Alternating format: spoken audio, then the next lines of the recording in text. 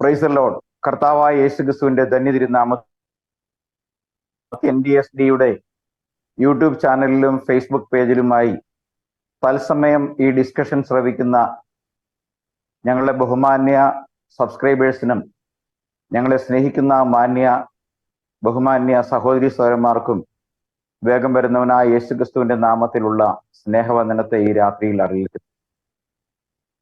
പതിവ് പോലെ ബുധനാഴ്ചകളിലും ശനിയാഴ്ചകളിലും രാത്രി 9 മണിക്ക് നടത്തിവരുന്ന വീഡിയോ പ്രോഗ്രാമുകളുടെ ഭാഗമായി കഴിഞ്ഞ ഏതാനും മാസങ്ങളായി ഞങ്ങൾ തുടർന്നു പോരുന്ന ചർച്ചാ വിഷയങ്ങളുടെ ഭാഗമായി ഇന്ന് രാത്രിയിലും ഇന്നത്തെ ക്രിസ്തീയ ആത്മീയ മണ്ഡലത്തിൽ ജനങ്ങളെ ചതിക്കുകയും വഞ്ചിക്കുകയും ചെയ്യുന്ന വ്യാജ ഉപദേഷ്ടാക്കന്മാർ സുവിശേഷത്തിൽ നിന്നും അപ്പസ്തോലിക ഉപദേശത്തിൽ നിന്നും ചില ഭാഗങ്ങൾ മാത്രം ഉദ്ധരിച്ചുകൊണ്ട് ജനത്തെ കബളിപ്പിക്കുകയും വഞ്ചിക്കുകയും അപ്പസ്തോല പിതാക്കന്മാരാൽ നൽകപ്പെട്ടതും ആദിമസഭ അനുഷ്ഠിച്ചു വന്നിരുന്നതുമായ സത്യസുവിശേഷത്തെ മറിച്ചു കളയുന്ന വ്യാജ ഉപദേഷ്ടാക്കന്മാർ ധാരാളമായി എഴുന്നേറ്റിരിക്കുന്നത് കൊണ്ട് യഥാർത്ഥ അപ്പസ്തോലിക ഉപദേശം ജെറുസലേമിൽ തുടങ്ങി അപ്പസ്തോലന്മാരാൽ പഠിപ്പിക്കപ്പെട്ടും അനുഷ്ഠിക്കപ്പെട്ടും പോന്നിരുന്ന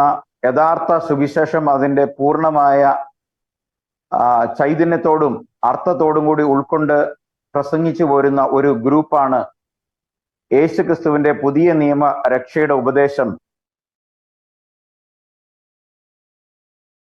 പേരിൽ അറിയപ്പെടുന്ന Jesus Christ new testament salvation doctrine എന്ന ഈ ഗ്രൂപ്പ്. ഇതിനോടകം 2100-ലധികം വീഡിയോകൾ JC/NDSD-യുടെ പ്ലാറ്റ്ഫോമിൽ നിങ്ങൾക്ക് യൂട്യൂബ് ചാനലിൽ നിങ്ങൾക്ക് കാണുവാൻ കഴിയും. യഥാർത്ഥ അപ്പസ്തോലന്മാരാൽ പഠിപ്പിക്കപ്പെട്ട യഥാർത്ഥ ക്രിസ്തീയ ഉപദേശം ദൈവത്തിന്റെ ഏകത്വം, പാപങ്ങളുടെ മോചനത്തിനായി യേശുക്രിസ്തുവിന്റെ നാമത്തിലുള്ള സ്നാനം, യഥാർത്ഥ ദൈവസഭയുടെ ഉപദേശം, പ്രമാണങ്ങൾ എന്നിവ ആണ് ഞങ്ങൾ അടിസ്ഥാനപരമായി മുന്നോട്ട് വയ്ക്കുന്ന അല്ലെങ്കിൽ പ്രസംഗിച്ചു പോരുന്ന പ്രധാനപ്പെട്ട ബൈബിൾ അധിഷ്ഠിത വിഷയങ്ങൾ. ഇന്ന് രാത്രിയിലും ഞങ്ങൾ ഒരു പ്രത്യേക വിഷയത്തെ ചർച്ച ചെയ്യുവാൻ ഉണ്ടായ സാഹചര്യം ഈ അടുത്ത കാലത്ത് സോഷ്യൽ മീഡിയയിൽ വളരെ സജീവമായി കേൾക്കുന്ന ചില കാര്യങ്ങളെ സംബന്ധിച്ചുള്ള അപഗ്രന്ഥനവും ചർച്ചയും ആശയ സംവാദവുമാണ് ഇന്ന് ഈ രാത്രിയിൽ ഞങ്ങൾ വിഷയത്തിനായി പരിഗണിച്ചിട്ടുള്ളത്. അതാകട്ടെ രക്ഷയ്ക്കായുള്ള ഏക സുവിശേഷം യഹൂദനും ജാതിയർക്കും ഉള്ളത് എന്ന് വിശുദ്ധ വേദപുസ്തകം പറയുന്നു. യെരുസലേമിൽ അപ്പോസ്തലനായ പത്രോസിന്റെ കന്നി പ്രസംഗത്തോടുകൂടി ആരംഭിക്കപ്പെട്ട കർത്താവായ യേശുക്രിസ്തുവിന്റെ സഭ അല്ലെങ്കിൽ കാന്തയ മണവാട്ടി ആരംഭിക്കപ്പെടുമ്പോൾ അവിടെ 3000-ഓളം ആളുകൾ സ്നാനമേറ്റു. കർത്താവ് അവരെ സഭയോട് ചേർത്തു എന്ന് നാം പ്രവൃത്തികൾ 2:38 മുതൽ 47 വരെയുള്ള വാക്യങ്ങളിൽ കാണുന്നുണ്ട്. അപ്രകാരം അവിടെ ആരംഭിക്കപ്പെട്ട സഭയിൽ ആദ്യമായി സ്നാനപ്പെട്ടവരെല്ലാം യഹൂദന്മാരാണ് എന്നുള്ള കാര്യം നാം മറന്നു പോകരുത്. പിന്നീട് സുവിശേഷം യഹൂദന്മാരുടെ അടുക്കൽ നിന്നും പ്രവൃത്തികളുടെ പുസ്തകം 10:48 പത്രോസ് തന്നെ കൊർണേലിയസ് എന്ന ജാതീയ ശതാധിപന്റെ ഭവനക്കാർക്ക് സ്നാനം കൊടുത്തുകൊണ്ട് അതേ ക്രിസ്തുവിന്റെ ശരീരമാകുന്ന സഭയിലേക്ക് ജാതീയരും ചേർക്കപ്പെടുന്നു എന്ന് നാം കാണുന്നുണ്ട്. പിന്നീട് സമരിയയിൽ ഫിലിപ്പോസ് സുവിശേഷം പ്രസംഗിക്കുകയും സമരിയക്കാർ സുവിശേഷം കൈക്കൊണ്ടു എന്ന് വെച്ചാൽ മിക്സ്ഡ്, യഹൂദനും ജാതിയും തമ്മിൽ സങ്കരവർഗമായ ശമരിയരും ഫിലിപ്പോസിന്റെ കൈയാൽ അല്ലെങ്കിൽ ഉപദേശത്താൽ സ്നാനമേറ്റു എന്ന് കാണുന്നുണ്ട്. പിന്നീട് പൗലോസ് മെയിൻ സ്ട്രീമിലേക്ക് വരുന്ന കാലഘട്ടത്തിൽ എഫേസൂസിലുള്ള യോഹന്നാന്റെ ശിഷ്യന്മാരെ പൗലോസിന്റെ ആജ്ഞാനുസരണം അവർ സ്നാനമേൽക്കുകയും ചെയ്യുന്നു എന്നുള്ളത് കാണുന്നുണ്ട്. എന്നാൽ ഏറ്റവും വലിയ വിരോധാഭാസം എന്ന് പറയട്ടെ, ഈ കാലഘട്ടങ്ങളിൽ ചില വ്യക്തികൾ സ്നാനം ആവശ്യമില്ല, ദൈവസഭയിൽ സ്നാനം ആവശ്യമില്ല, സ്നാനം യഹൂദന് മാത്രമുള്ള കൽപ്പനയാണ്, ജാതിയർക്ക് പൗലോസാണ് ജാതിയരുടെ അപ്പോസ്തലൻ, അതുകൊണ്ട് പൗലോസിന്റെ ഉപദേശം കേട്ടാൽ മതി, പൗലോസ് സ്നാനപ്പെടുത്തുവാൻ കൽപ്പിച്ചിട്ടില്ല എന്നിങ്ങനെ തിരുവെഴുത്തുകളിൽ നിന്നും അവിടുന്നും ഇവിടുന്നുമായി ചില വാക്യങ്ങൾ മാത്രം ഉദ്ധരിച്ചുകൊണ്ട് മനുഷ്യരെ തെറ്റിച്ചു കളയുന്ന ഉപദേഷ്ടാക്കൾ ധാരാളമായി പെരുകിയിട്ടുണ്ട്. അതിൽ ചിലരുടെ പേരെടുത്ത് പറയുന്നതിൽ ഞങ്ങൾക്ക് ഒട്ടും പരിഭവമോ മനപ്രയാസമോ ഇല്ല. അതിൽ ഒന്നാമതായി തോമസ് ജോർജ് എന്ന് പറയുന്ന കോട്ടയം കേന്ദ്രമാക്കി പ്രവർത്തിക്കുന്ന ഗേറ്റ് മിനിസ്ട്രീസ് എന്നുള്ളതാണ്. വേറെയും ചിലരുണ്ട്. അവരെ സംബന്ധിച്ച് ഞങ്ങൾ നിരീക്ഷണത്തിലായതുകൊണ്ട് അവരുടെ പേര് പറയുവാൻ ഉദ്ദേശിക്കുന്നില്ല. അപ്പോൾ ഇത്തരം ആളുകൾ സുവിശേഷത്തെ കലക്കി കളയുകയും രക്ഷയ്ക്കായി ഒരു മനുഷ്യൻ അനിവാര്യമായി ഏൽക്കേണ്ടുന്ന പാപങ്ങളുടെ മോചനത്തിനു വേണ്ടി യേശുക്രിസ്തുവിന്റെ മരണം, അടക്കം, പുനരുദ്ധാനം എന്നീ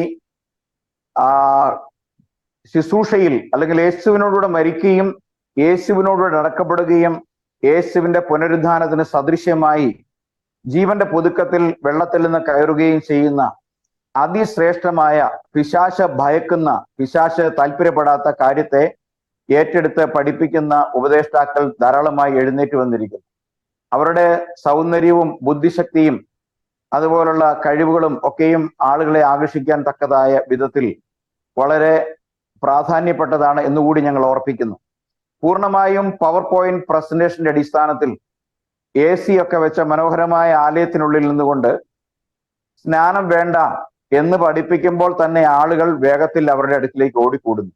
കാരണം സ്നാനം എന്നുള്ളത് ഒരു കർമ്മം എന്നുള്ള നിലയിൽ ഒരു മനുഷ്യന്റെ കഴുത്തറത്ത് കൊള്ളുന്ന പോലെ പ്രശ്നമൊന്നും ഇല്ലെങ്കിലും പിശാച് സാധാരണഗതിയിൽ മനുഷ്യരെ സ്നാനപ്പെടുവാൻ അനുവദിക്കാറില്ല. അതിന്റെ കാരണം തന്നെ സ്നാനത്തോടുകൂടി പിശാചിന്റെ ഗ്രിപ്പ്, യേശുക്രിസ്തു നാമം സ്നാനപ്പെടുന്ന ഒരു വ്യക്തി സ്നാനപ്പെട്ട് കഴിയുമ്പോൾ അവന്റെ പിടി അഴിഞ്ഞു പോകുന്നത് കൊണ്ട് തന്നെ സ്നാനത്തെ നിഷേധിക്കുന്ന സഭകൾ എഴുന്നേറ്റ് വരുമ്പോൾ അതിനെ മുന്നോട്ട് നടത്തുകയും വിജയിപ്പിക്കുകയും അതിനെ പെരുപ്പിക്കുകയും ചെയ്യുന്നത് സാത്താന്റെ പ്രവൃത്തിയായതുകൊണ്ട് ഇത്തരക്കാരുടെ സഭകളും സംഘടനകളും വർദ്ധിച്ച് പെരുകിക്കൊണ്ടിരിക്കുന്ന ഒരു കാലഘട്ടത്തിൽ ഇന്ന് ഞങ്ങൾ ചർച്ചയ്ക്കെടുത്തിരിക്കുന്ന വിഷയം വളരെ ഗൗരവമേറിയതാണ് എന്ന് ഞങ്ങൾ വ്യക്തമായി മനസ്സിലാക്കുന്നു. ബൈബിളിനെ സംബന്ധിച്ചിടത്തോളം ഈ 66 വേദപുസ്തകമുള്ള ഈ വിശുദ്ധ വേദഗ്രന്ഥത്തിൽ നിന്ന് ചില വാക്യങ്ങൾ മാത്രം എടുത്തുകൊണ്ട് ഉപദേശങ്ങൾ സ്ഥാപിക്കുന്ന ധാരാളം സഭകള് ഇന്ന് ലോകത്തിലുണ്ട്. എന്നാൽ മുഴുവൻ ബൈബിൾ ഇണവാക്യങ്ങളാലും നിരവധി തെളിവുകളുടെയും സാക്ഷ്യമൊഴികളുടെയും അടിസ്ഥാനത്തിൽ വേണം ബൈബിളിൽ ഒരു ഉപദേശം സ്ഥാപിക്കണമെന്ന് വിശുദ്ധ വേദപുസ്തകം നിഷ്കർഷിക്കുന്നത്. അതുകൊണ്ട് തന്നെ JCNDSD ഉൽപ്പത്തി മുതൽ വെളിപ്പാട് പുസ്തകം വരെ പഴയ നിയമത്തിലും പുതിയ നിയമത്തിലുമുള്ള 66 വേദഗ്രന്ഥങ്ങളും ദൈവശാസ്ത്രീയമെന്നും അത് തമ്മിൽ ശാസനയ്ക്കും ഗുണീകരണത്തിനും നീതിയിലുള്ള അഭ്യാസത്തിനും വളരെ അനിവാര്യമാണെന്നുള്ള 2 തിമോത്തി 3:16 പറയുന്നത് പ്രകാരം ഈ വേദപുസ്തകത്തിലെ വചനങ്ങൾ ഒന്നും തന്നെ ഞങ്ങൾ നിസ്സാരമാക്കുകയോ അലക്ഷ്യമാക്കുകയോ ചെയ്യുന്നില്ല. മാത്രമല്ല, ഞങ്ങൾ ഈ മുഴുവൻ വചനങ്ങളെയും അപ്ഹോൾഡ് ചെയ്യുകയും ഉയർത്തിപ്പിടിക്കുകയും ചെയ്യുന്നു എന്ന് ഞങ്ങൾക്ക് അഭിമാന പുരസ്സരം പറയുവാൻ കഴിയും. അതുകൊണ്ട് ഇന്ന് രാത്രിയിൽ ഞങ്ങൾ സംസാരിക്കാൻ പോകുന്ന വിഷയത്തിന്റെ ആമുഖം ഇങ്ങനെയാണ്: രക്ഷയ്ക്കായി ഏക സുവിശേഷം യഹൂദനും ജാതികൾക്കും. ഈ വിഷയത്തിൽ പ്രതികരിക്കുന്നതിന് വേണ്ടി ഇന്ന് രാത്രിയിൽ എന്നോടൊപ്പം പാനലിസ്റ്റുകളായിട്ടുള്ള സഹ പാനലിസ്റ്റുകളെ പരിചയപ്പെടുത്തട്ടെ. ബോംബെയിൽ നിന്നും പാസ്റ്റർ എബ്രഹാം കുട്ടി അവർകൾ, ദുബായിൽ നിന്നും ബ്രദർ വിൽസൺ ബെഞ്ചമിൻ അവർകൾ, ഇറാഖിൽ നിന്നും ാണ് എന്നോടൊപ്പം ഈ പാനലിലുള്ളത്. ഞാൻ നിങ്ങളുടെ ബ്രദർ ജോസ് വർഗീസ് കോട്ടയത്ത് നിന്നും ഈ ഇന്നത്തെ ചർച്ച നിയന്ത്രിക്കുന്നു. ഈ ചർച്ചയിലേക്ക് കർത്താവായ യേശുക്രിസ്തുവിനെ സ്നേഹിക്കുന്ന എല്ലാവരെയും സത്യവചനത്തിന് വേണ്ടിയും രക്ഷയ്ക്കും പാപമോചനത്തിനും ആവശ്യമായ ദൈവിക വചനങ്ങളുടെ സത്യങ്ങളെ അന്വേഷിക്കുന്ന എല്ലാ സത്യാന്വേഷികൾക്കും മുമ്പാകെ ഞങ്ങളുടെ ഇന്നത്തെ പ്രോഗ്രാം സമർപ്പിച്ചുകൊണ്ട് ഞാൻ ഈ വിഷയത്തിലേക്ക് കടക്കുവാൻ ആഗ്രഹിക്കുന്നു. ആമുഖമായി സൂചിപ്പിച്ചതുപോലെ ചില ചോദ്യങ്ങൾ ഈ വിഷയവുമായി ബന്ധപ്പെട്ട് ഞങ്ങളുടെ പാനലിസ്റ്റുകളോട് ചോദിക്കുവാനാണ് ഞാൻ താല്പര്യപ്പെടുന്നത്. എൻ്റെ ചോദ്യം, കൊരിന്ത്യർ ലേഖനത്തിൽ വിശുദ്ധ പൗലോസ് പറയുന്നതായി ഒരു ഭാഗമുണ്ട്. അത് ഇങ്ങനെയാണ്: 1 കൊരിന്ത്യർ 1:17 പൗലോസ് പറയുന്നു, സ്നാനം കഴിപ്പിപ്പാനല്ല സുവിശേഷം അറിയിക്കാൻ എത്ര എന്നെ അയച്ചിരിക്കുന്നത്. അപ്പൊ പ്രധാനമായിട്ടും ഈ ഒരു വിഷയത്തിന്റെ അടിസ്ഥാനത്തിലാണ് സ്നാന നിഷേധികളായിട്ടുള്ള ആളുകൾ അധികവും ഈ ഒരു കുറിവാക്യത്തെ ആധാരമാക്കിക്കൊണ്ടാണ് പൗലോസ് ആണ് ജാതികളുടെ അപ്പസ്തോലൻ, ജാതികളുടെ സഭയിൽ സ്നാനത്തിന് ഇമ്പോർട്ടൻസ് ഇല്ല, സ്നാനം യഹൂദന്മാർക്ക് മാത്രമുള്ളതാണ്, അതുകൊണ്ട് ഈ സ്നാനത്തെ സംബന്ധിച്ച് ഉള്ള ഒരു ഉപദേശത്തിന്റെ പ്രസക്തി തീരെയില്ല എന്ന് പഠിപ്പിക്കുന്ന ഒരു സമൂഹം വളരെ കരുത്താർജിച്ച് മുന്നോട്ട് വരുന്നതായി കാണുന്നുണ്ട്. ഈ വിഷയത്തെ സംബന്ധിച്ച് വ്യക്തമായ ഒരു നിർവചനം അല്ലെങ്കിൽ വ്യക്തമായ ഒരു ഇന്റർപ്രിട്ടേഷൻ, വ്യാഖ്യാനം നൽകേണ്ടതിലേക്കായി ഞാൻ ബ്രദർ വിൽസൺ ബെഞ്ചമിനോട് ഈ വിഷയം ചോദിക്കുകയാണ്. എന്തുകൊണ്ട് പൗലോസ് സ്നാനം കഴിപ്പിക്കാനല്ല എന്നെ അയച്ചത്, മറിച്ച് സുവിശേഷം പ്രസംഗിപ്പാൻ എത്രേ എന്ന് പറയുന്നു. അപ്പൊ പൗലോസ് പറയുന്നത് വിശ്വാസം മാത്രം മതി, സ്നാനം ആവശ്യമില്ല എന്ന് പറയുന്ന ഈ വിഷയത്തിന്റെ അടിസ്ഥാനം എന്താണ്? ഈ സ്നാനം ആക്ച്വലി ഇമ്പോർട്ടന്റ് ആണോ, പ്രാധാന്യമാണോ, എന്തുകൊണ്ടാണ് പൗലോസ് അങ്ങനെ പറഞ്ഞത് എന്നുള്ള കാര്യത്തെ സംബന്ധിച്ച് ഒരു വിശദമായ വ്യാഖ്യാന സമയങ്ങൾ വേർതിരിക്കുകയാണ്. Thank you. ക്വസ്റ്റ്യന് വേണ്ടി താങ്ക് യു പറയുന്നു. നല്ലൊരു ചോദ്യമാണ്. ഇപ്പം പലതരത്തിലെ അന്യ സുവിശേഷങ്ങൾ ഈ ലോകത്തിൽ ഉള്ളത് കൊണ്ട് തന്നെ നമ്മൾ കാണുന്നു ഈ അന്ത്യകാലത്ത് പല തരത്തിലെ സുവിശേഷങ്ങളും കൂടുതൽ ഈ കൺഫ്യൂഷനിലായിരിക്കുന്ന പല ദൈവമക്കളെയും തെറ്റിച്ചു കളയുന്ന രീതിയിലുള്ള സുവിശേഷമാണ്. ഇതിനകത്ത് പ്രത്യേകിച്ച് നമ്മൾക്ക് അറിയേണ്ടത്, ഇന്ന് മിക്കവാറുമുള്ള ഇക്യൂമെനിക്കൽ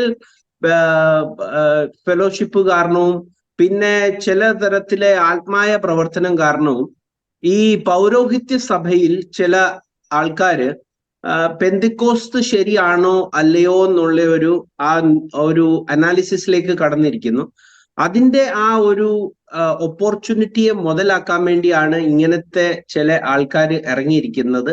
ആ കൺഫ്യൂഷൻ ആയിരിക്കുന്നവർക്ക് ഇനി നിങ്ങൾ ഒരു പ്രാവശ്യം കുട്ടിയായിട്ട് സ്നാനപ്പെട്ടതല്ലയോ, സ്നാനം ഇനി ആവശ്യമില്ല, സ്നാനം പുതിയ നിയമത്തിന് ആവശ്യമില്ലെന്ന് പറഞ്ഞ് അവരെ തെറ്റിച്ചു കളയാൻ വേണ്ടിയാണ് ഇങ്ങനെ ഒരു പുതിയ പ്രവൃത്തി കൊണ്ട് ഇറങ്ങിയിരിക്കുന്നത്. അപ്പൊ പല അങ്ങനത്തെ സഭകളും ഉണ്ട്. അപ്പൊ അവരോട് പറയുന്നു, നിങ്ങൾ ഇനി സ്നാനപ്പെടേണ്ട ഒരു ആവശ്യമില്ല. അപ്പൊ അവർക്കും ഒരു കൺവീനിയൻസ് തോന്നുന്നു, ശരിയാണ്, സ്നാനത്തിന്റെ ഇനി ആവശ്യമില്ല, ഇനി ഈ ഫെലോഷിപ്പിൽ ചേർന്ന് നടന്നു കഴിഞ്ഞാൽ അവർക്ക് രക്ഷ കിട്ടുമെന്ന് അവർ വിചാരിക്കുന്നുണ്ട്. പക്ഷെ നമ്മൾ പ്രത്യേകിച്ച് 1 കൊരിന്ത്യർ 1-ാമത്തെ അധ്യായത്തിന്റെ കോണ്ടെക്സ്റ്റ് നമ്മൾ വളരെ വ്യക്തമായിട്ട് മനസ്സിലാക്കണം. ഒന്നാമത് നമ്മൾ അറിയേണ്ടത്, പൗലോസ് ഒരു യഹൂദ ബാക്ക്ഗ്രൗണ്ടിൽ ജനിച്ച ഒരു വ്യക്തിയാണ്. എന്നാൽ ജാതികൾ താമസിക്കുന്ന സ്ഥലത്താണ് പൗലോസ് ജനിച്ചത്. അതുകൊണ്ടാണ് റോമൻ സിറ്റിസൺ ആയിരിക്കുന്നത്.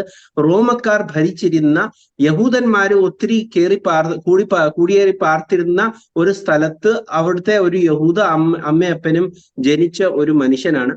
ആ മനുഷ്യൻ പിന്നെ യെരുശലേമിലേക്ക് വരികയും അവിടെ ആ ദേവാലയത്തോട് അനുബന്ധിച്ച് പ്രവർത്തിക്കുകയും വളരെ പഠനം നടത്തുകയും ഈ ഒരു കാര്യത്തിൽ വളരെ തീക്ഷ്ണതയോടെ യഹൂദന്മാർക്ക് മാത്രമാണ് യഹോവയായ ദൈവത്തിന്റെ രക്ഷ എന്നുള്ള വിഷയത്തിൽ വളരെ വ്യക്തമായിട്ട് പ്രവർത്തിച്ചിരുന്ന ഒരു മനുഷ്യനാണ്. ക്രിസ്ത്യാനികൾ ആയിരുന്ന, പുതിയതായിട്ട് ക്രിസ്തുവിലേക്ക് വന്നിരുന്ന ശിഷ്യന്മാരെ കൊന്നുകളയുന്ന ഒരു വ്യക്തിയായിരുന്നു പൗലോസ്. അതുകൊണ്ട് നമുക്ക് വളരെ വ്യക്തമായിട്ട് അറിയാം, പൗലോസ് ഒരിക്കലും തെറ്റായിട്ടുള്ള ഒരു കാര്യത്തെ അവതരിപ്പിക്കാൻ ഒരു സാധ്യതയില്ല. അത് ഒരു അപ്പോസ്തലനും ഇല്ല. അവർക്ക് ചില ചെറിയ തെറ്റുകൾ അങ്ങും ഇങ്ങും പറ്റിയിട്ടുണ്ടാകാം. പക്ഷേ ഈ ഒരു പെർട്ടിക്കുലർ മാറ്റർ എന്ന് വെച്ച് കഴിഞ്ഞാൽ ഈ ഒരു കാര്യം ഔട്ട് ഓഫ് കോണ്ടെക്സ്റ്റ് ആണ് എടുത്തിരിക്കുന്നത്. പ്രത്യേകിച്ച് നമ്മൾ നോക്കുമ്പോൾ പൗലോസ് എങ്ങനെയാണ് നമ്മൾ വിശ്വാസത്തിലേക്ക് വന്നിരിക്കുന്നത്. അനാനിയാസ് അതിൻ്റെ ഇടയ്ക്ക് അന്ധനായിട്ടിരിക്കുമ്പോൾ അനന്യാസ് അവന് പറഞ്ഞു കൊടുക്കുന്നത്, കർത്താവിന്റെ നാമത്തെ വിളിച്ചപേക്ഷിച്ച് നീ സ്നാനത്തെ ഏറ്റ് നിന്റെ പാപങ്ങളെ കഴുകിക്കളയുക എന്നാണ് അനാനിയാസ് അവനോട് ശാസിക്കുകയും അങ്ങനെ സ്നാനമേൽക്കുകയും അന്ധത മാറുകയും ചെയ്ത് ആ ഒരു വിശ്വാസത്തിലേക്ക് കടന്നു വന്ന, അതായത് ഗ്ലോറിഫൈഡ് യേശുവിനെ കണ്ട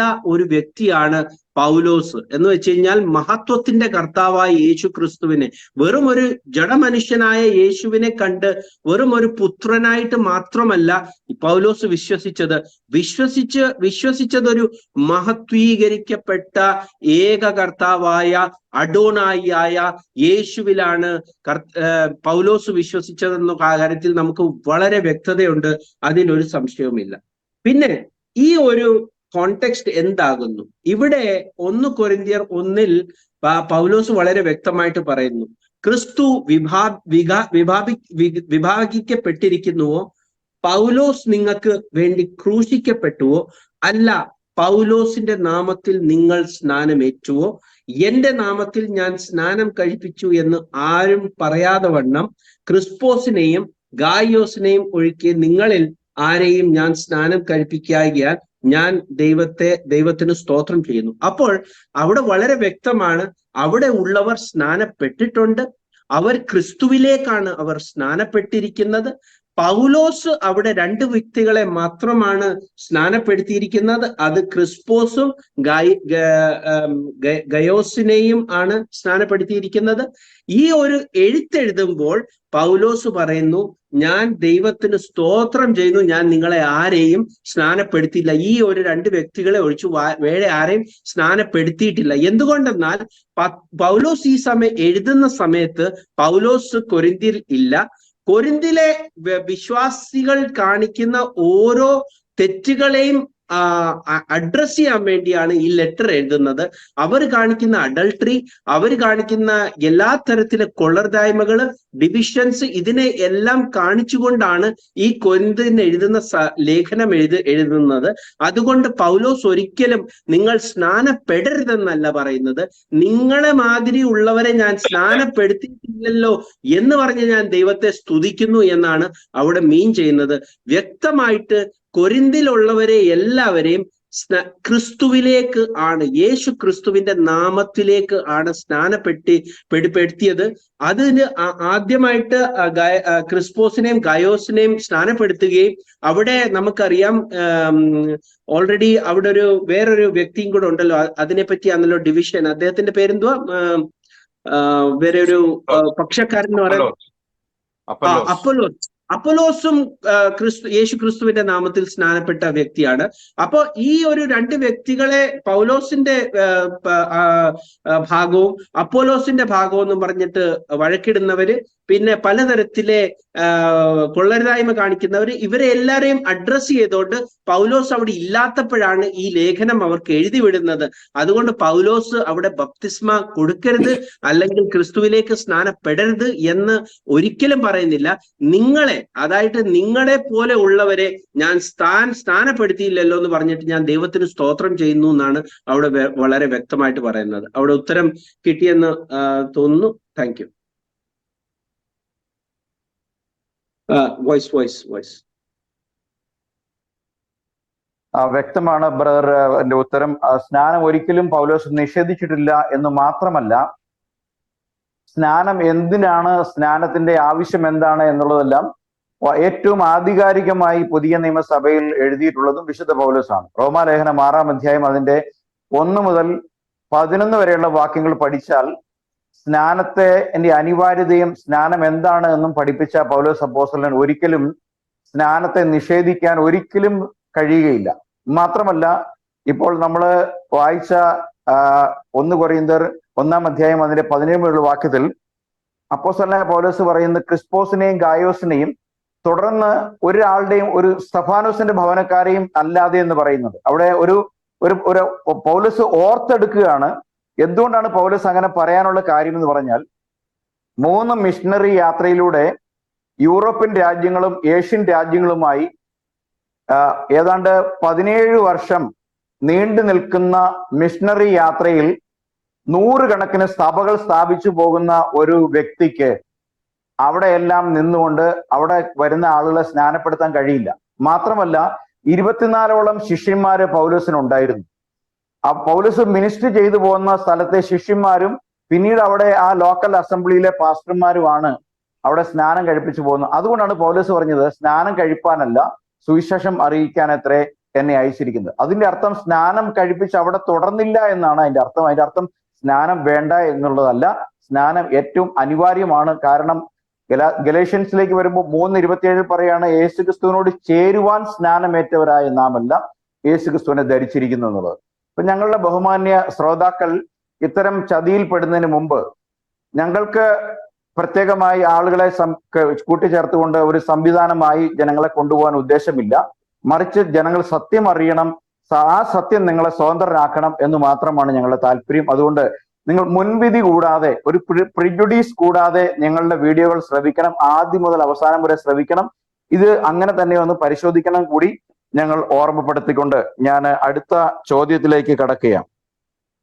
എൻ്റെ അടുത്ത ചോദ്യം, വിശുദ്ധ വേദപുസ്തകത്തിൽ സ്നാനം കേവലം ഒരു പ്രവൃത്തി ആണോ, അതോ ഒരു സ്നാനം ദൈവകൽപ്പനയുടെ ഒരു അനുഷ്ഠാനമാണോ? അത് തീർച്ചയായിട്ടും ഏറ്റവും മാൻഡേറ്ററി ആയിട്ട്, വളരെ അത്യാവശ്യമായിട്ട് ഉള്ള ഒരു കാര്യമാണോ, അതോ അനേകർ പറയുന്നത് പോലെ സ്നാനം ഇല്ലാതെയും രക്ഷ പ്രാപിക്കും എന്ന് എവിടെയെങ്കിലും വിശുദ്ധ വേദപുസ്തകത്തിലെ തിരുവെഴുത്തുകളുടെ അടിസ്ഥാനത്തിൽ പറയാൻ കഴിയുമോ? ഇതിനെ സംബന്ധിച്ച് വിശദമായ ഒരു മറുപടിക്കായി ഈ ചോദ്യം പാസ്റ്റർ എബ്രഹാം കുട്ടിയോടാണ് എൻ്റെ ഈ ചോദ്യം. Praise the Lord, hallelujah. പാനലിലായിരിക്കുന്ന എല്ലാ മെമ്പേഴ്സിനും, പ്രത്യേകിച്ച് ക്വസ്റ്റ്യൻ ചോദിച്ച പാസ്റ്റർ ജോസ് ഓറീസിന് നന്ദി അറിയിക്കുന്നു.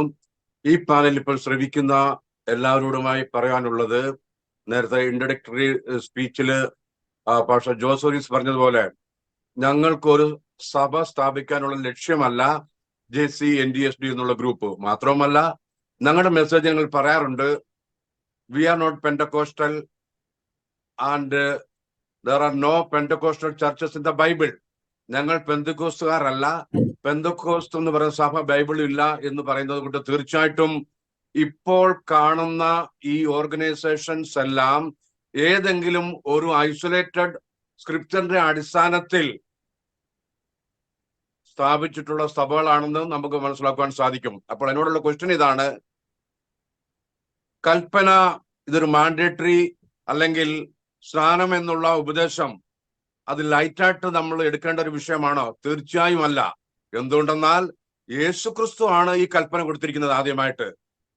നിങ്ങൾ മത്തായി 22:19 പറയുന്നു, നിങ്ങൾ പുറപ്പെട്ടു പിതാവിന്റെയും പുത്രന്റെയും പരിശുദ്ധാത്മാവിന്റെ നാമത്തിൽ സ്നാനപ്പെടുത്തണം എന്ന് അവിടെ മത്തായി എഴുതി വച്ചിരിക്കുന്നു.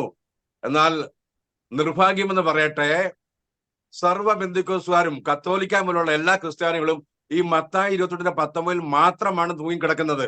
അതെന്റെ ഒരു സ്റ്റൈൽ അങ്ങനെയാ മലയാളത്തിലെ, അവിടെ അങ്ങനെ പറഞ്ഞത്.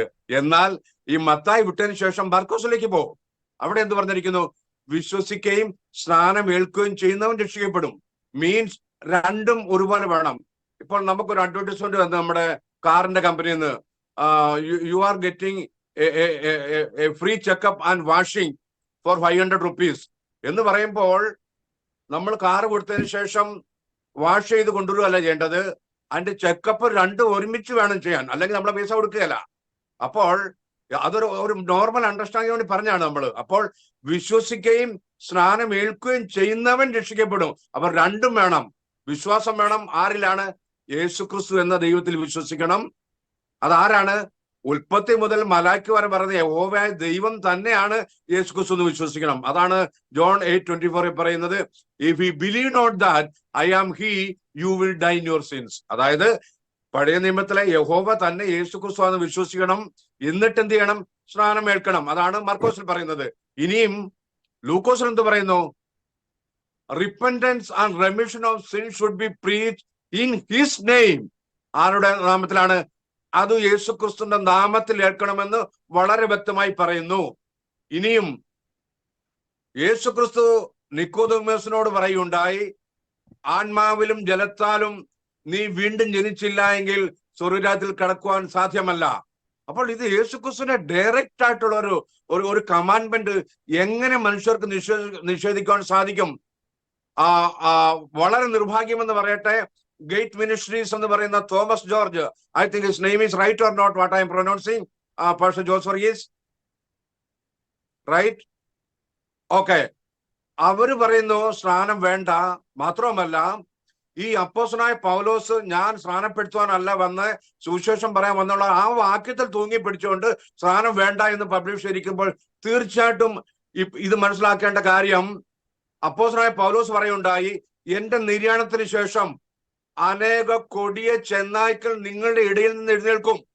അങ്ങനെ 1-ാം നൂറ്റാണ്ടിൽ തന്നെ അപ്പോസ്തലന്മാർ അറിയിച്ച ഉപദേശത്തിന് വിപരീതമായി അറിയിച്ച അനേക ചെന്നായ്ക്കൾ ഉള്ളതുപോലെ ഈ 21-ാം നൂറ്റാണ്ടിൽ നമ്മുടെ മുമ്പിൽ കാണുന്ന ചെന്നായ്ക്കളാകുന്നു ഈ സ്നാനം വേണ്ട എന്ന് നിഷേധിക്കുന്നവര്.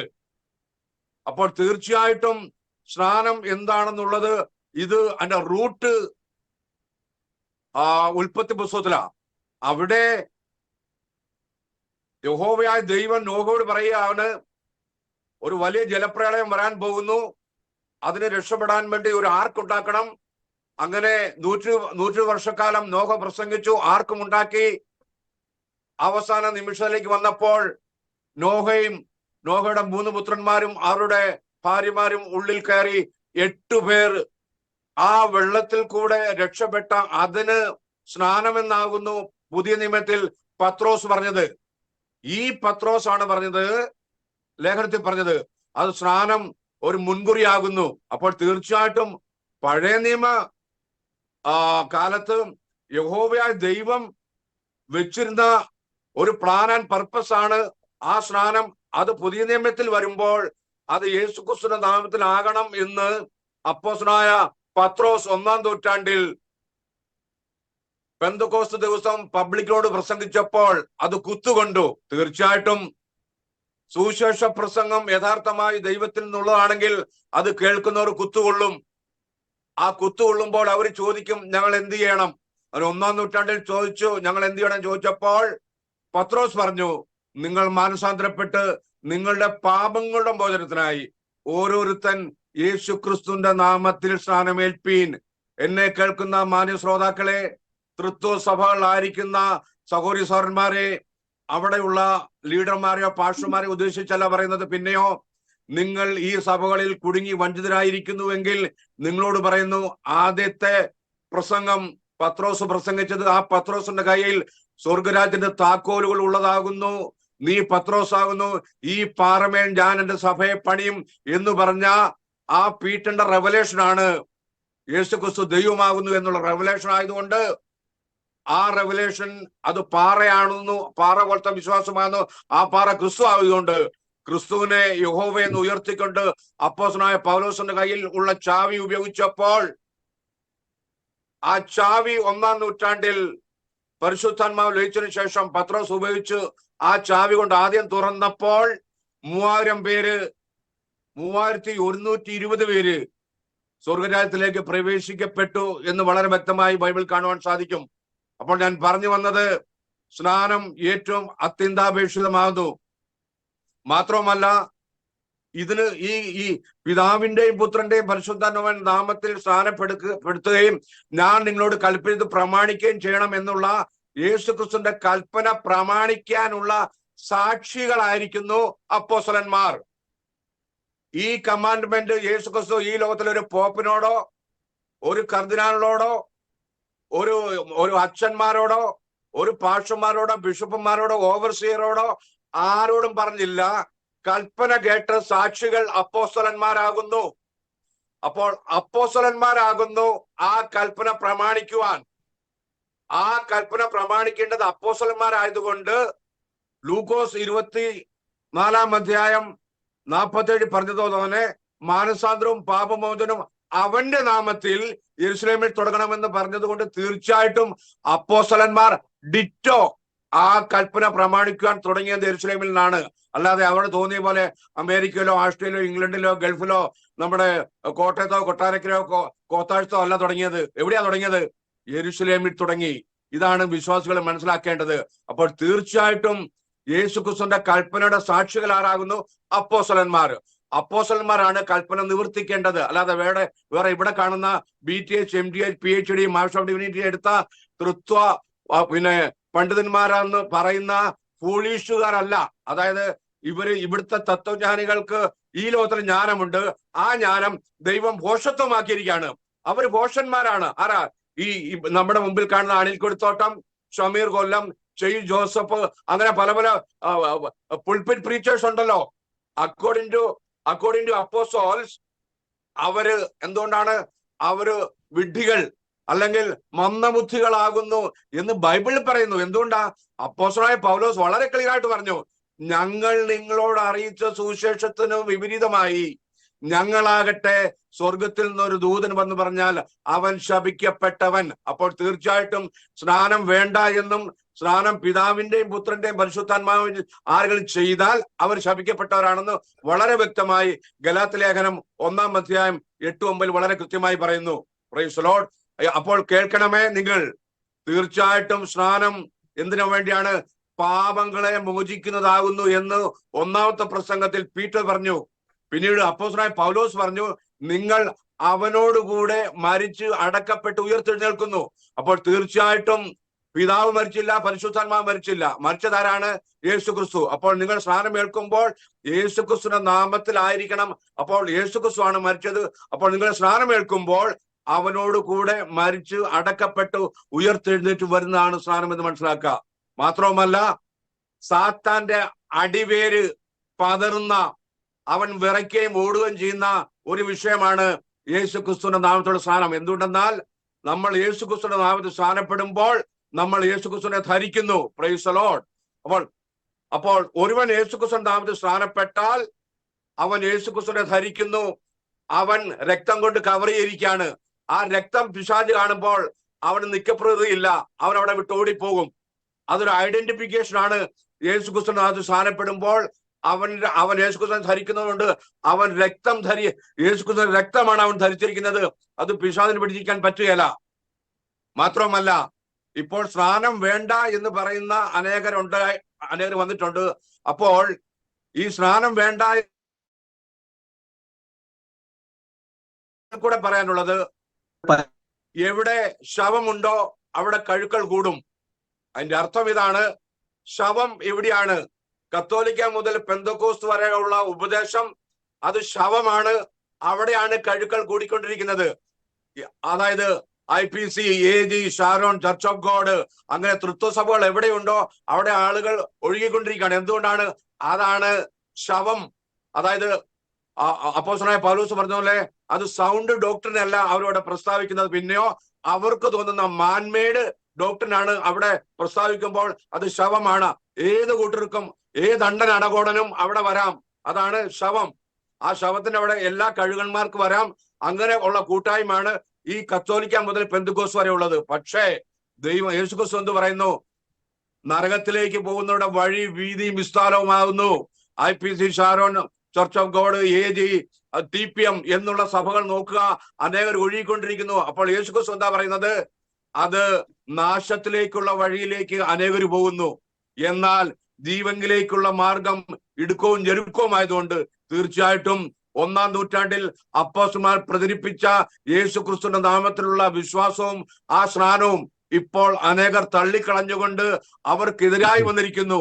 അപ്പോൾ തീർച്ചയായിട്ടും ഒരു കാര്യം മനസ്സിലാക്കണം, apostles were the people those who turned the world upside down. They have shaken the world by promoting and proclaiming the name of Jesus. യേശുക്രിസ്തുവിന്റെ നാമം പറഞ്ഞ് അവർ ലോകത്തെ കീഴ്മേൽ മറിച്ചു. ആ കാലത്ത് അവരോട് പറഞ്ഞു യേശുവിന്റെ നാമത്തിൽ സംസാരിക്കരുന്ന്. അപ്പോൾ ഇപ്പോഴും ആ പരീശന്മാരെ പോലെയും ആ സദൂസികളെ പോലെയും സ്ക്രൈബിനെ പോലെയുള്ളവർ ഇപ്പോഴും പറയുന്നു സ്നാനം വേണ്ട. അങ്ങനെ ഒരു പോയിന്റിൽ എത്തിയിരിക്കുന്നു. എന്നാൽ ഞങ്ങൾ JCN കൂടെ നിങ്ങളെ വിളിച്ചു പറയുന്നു സ്നാനം വേണം. എന്തുകൊണ്ടെന്നാൽ അരുമനാഥനായ യേശുക്രിസ്തുവിന്റെ കൽപ്പനയാകുന്നു. മത്തായി 28 അന്ത്യകൽപ്പനയാകുന്നു കൂവൊന്നും ഞങ്ങൾക്ക് ആവശ്യമില്ല. അത് അന്ത്യകൽപ്പനയല്ല. അന്ത്യകൽപ്പന പറഞ്ഞിരിക്കുന്നത് വളരെ ആപ്റ്റായിട്ട് പറയുകയാണെങ്കിൽ ലൂക്കോസ് സുവിശേഷത്തിലാകുന്നു. അവരുടെ മുമ്പിൽ വെച്ചാണ് അവൻ സ്വർഗാരോഹണം ചെയ്തത്. അതിനു മുമ്പാണ് പറഞ്ഞത് മാനസാന്തരവും പാപമോചനവും അവന്റെ നാമത്തിൽ യെരുശലേമിൽ തുടങ്ങണമെന്ന് പറഞ്ഞ ഡിറ്റോ യേശുക്രിസ്തുവിന്റെ കൽപ്പന സ്റ്റാർട്ട് ചെയ്തത് യെരുശലേമിൽ തന്നെ ആകുന്നു. മാത്രവുമല്ല, ഈ സ്നാനം വേണ്ടെന്ന് പറയുന്ന ഒരു കാര്യം മനസ്സിലാക്കണം. അപ്പോസ്തലർ 2:38 ആ പ്രസംഗത്തിന് ശേഷം സ്നാനം നടന്നു. 3000 പേര് സ്നാനപ്പെട്ടു. കൊർന്നല്യോസിന്റെ ഭവനത്തിൽ പത്രോസ് ചെന്നു, അവിടെ സുവിശേഷം പറഞ്ഞു, അവസാനം സ്നാനപ്പെടുത്തി. പീലിപ്പോസ് ശമര്യയിൽ ചെന്നു യേശുക്രിസ്തുവിനെയും സ്വർഗരാജ്യത്തെ കുറിച്ച് സുവിശേഷം പറഞ്ഞപ്പോൾ അത് കേട്ട സ്ത്രീകളും പുരുഷന്മാരും ആ ദിവസം തന്നെ യേശുക്രിസ്തുവിന്റെ നാമത്തിൽ സ്നാനപ്പെട്ടു. ഷണ്ണൻ, തേരിൽ വന്ന ഷണ്ണനോട് പീലിപ്പോസ് സുവിശേഷം പറഞ്ഞപ്പോൾ ആ വഴിയുടെ അന്ത്യത്തിൽ ഒരു കുളം കണ്ടപ്പോൾ ഉടനെ പറഞ്ഞു, എനിക്ക് സ്നാനപ്പെടണം. അപ്പോൾ തീർച്ചയായിട്ടും സത്യസുവിശേഷം പറഞ്ഞ് അനുസരിച്ചതിന് ശേഷം, അത് പ്രസ്താവിച്ചതിന് ശേഷം അവിടെയെല്ലാം സ്നാനമുണ്ടായതായി ബൈബിളിൽ വളരെ വ്യക്തമായി കാണുമ്പോൾ അപ്പോസ്തലനായ പൗലോസ് പറയുണ്ടാകുന്നു, ഞങ്ങൾ വാക്കിനാലോ ലേഖനത്താലോ നിങ്ങളോട് അറിയിച്ച പ്രമാണങ്ങളെ മുറുകെ പിടിക്കണം. അപ്പോൾ അപ്പോസ്തലന്മാരുടെ പ്രമാണങ്ങളാകുന്നു മുറുകെ പിടിക്കേണ്ടത്. എന്തുകൊണ്ടെന്നാൽ അപ്പോസ്തലന്മാരെ ആകുന്നു യേശുക്രിസ്തു ലോകത്തിലെങ്കും സുവിശേഷം പറയുവാൻ വേണ്ടി തിരഞ്ഞെടുത്തത്. അവര് കാണിച്ച പ്രവൃത്തിയാണ് സുവിശേഷത്തിന്റെ അവസാനം മുഴുവൻ സ്നാനം വേണം. മാത്രമല്ല ആ സ്നാനം യേശുക്രിസ്തുവിന്റെ നാമത്തിന് മാത്രമായിരിക്കണം. മാത്രമല്ല വേറെ ഏത് പ്രവൃത്തി ചെയ്താലും, വാക്കിനാലോ ക്രിയാലോ എന്ത് ചെയ്താലും സകലവും യേശുക്രിസ്തുവിന്റെ നാമത്തിൽ ചെയ്യണമെന്ന് കൊലോസ്യർ 3:17 പറയുമ്പോൾ തീർച്ചയായിട്ടും സ്നാനം മസ്റ്റ് ആയിരിക്കുന്നു. അത് യേശുക്രിസ്തു നാമത്തിലായിരിക്കണം. വേറൊരു കാര്യം പറയട്ടെ, 2 മിനിറ്റ് എടുക്കുന്നു. അടുത്ത ചോദ്യം, നെക്സ്റ്റ് ചോദ്യത്തിൽ എന്നാ പറയാം. അടുത്ത ചോദ്യം. Okay, thank you very much.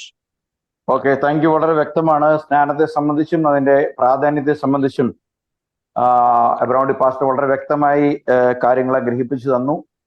തുടർന്ന് അടുത്തൊരു ചോദ്യമായി ഞാൻ മടങ്ങി വരുന്നതായിരിക്കും. ഇപ്പോൾ എൻ്റെ ഒരു ചോദ്യം ചോദിക്കുന്നതിന് മുമ്പ് ഈ സ്ക്രീനിൽ റിയൽമി എന്ന പേരിലും ജോസഫ് എന്ന പേരിലും 2 പാർട്ടിസിപ്പൻസിനെയും കൂടെ ഞാൻ കാണുന്നുണ്ട്. അവരെ എനിക്കൊന്ന് കാണാൻ വേണ്ടിയിട്ട് നമ്മൾ വീഡിയോ ഫോർമാറ്റിൽ പോകുന്നതുകൊണ്ട് ഇതൊരിക്കലും ഈ ഡാർക്കായിട്ട് കിടക്കുന്നത് ഒരു രസമില്ലാത്തത് കൊണ്ട് നിങ്ങളുടെ ഫേസ് നിങ്ങൾ വീഡിയോ ഓൺ ചെയ്യണമെന്ന് ഒന്ന് അപേക്ഷിക്കുകയാണ്. എനിക്ക് നിങ്ങളെ ഒന്ന് കാണാൻ വേണ്ടിയാണ്. മാത്രമല്ല, ഒരു വീഡിയോ നമ്മൾ പ്രസന്റ് ചെയ്യുമ്പോൾ ഇതിങ്ങനെ ഹൈഡ് ചെയ്ത് കിടക്കുന്നത് ഒട്ടും ശുഭതർക്കമല്ല. അതുകൊണ്ട് ഞാൻ റിക്വസ്റ്റ് ചെയ്യാണ്, ജോസഫ് ആൻഡ് റിയൽമി അവരുടെ വീഡിയോ ഓൺ ചെയ്യണം. മ്യൂട്ട് ചെയ്തുകൊണ്ട് വീഡിയോ ഓൺ ചെയ്യുക. ഓക്കെ,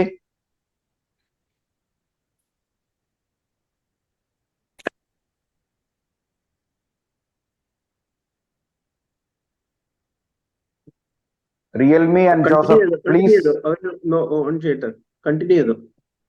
ഓക്കെ, ശരി. അടുത്തത് എൻ്റെ ചോദ്യം ബ്രദർ ഗീവറീസിനോടാണ്.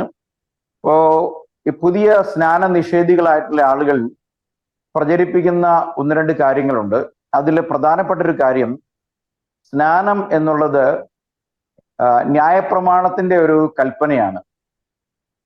മാത്രമല്ല അത് ന്യായപ്രമാണത്തിന്റെ ഒരു എക്സ്റ്റൻഷൻ ആണ് ഈ ഗേറ്റ് മിനിസ്ട്രീസ് പോലുള്ള ആളുകൾ പറയുന്നത്. അതുകൊണ്ട് അവരത് യഹൂദന്മാരിൽ നിന്നുള്ള കൺവേർട്സിന് ആണ് പറയുന്നത്.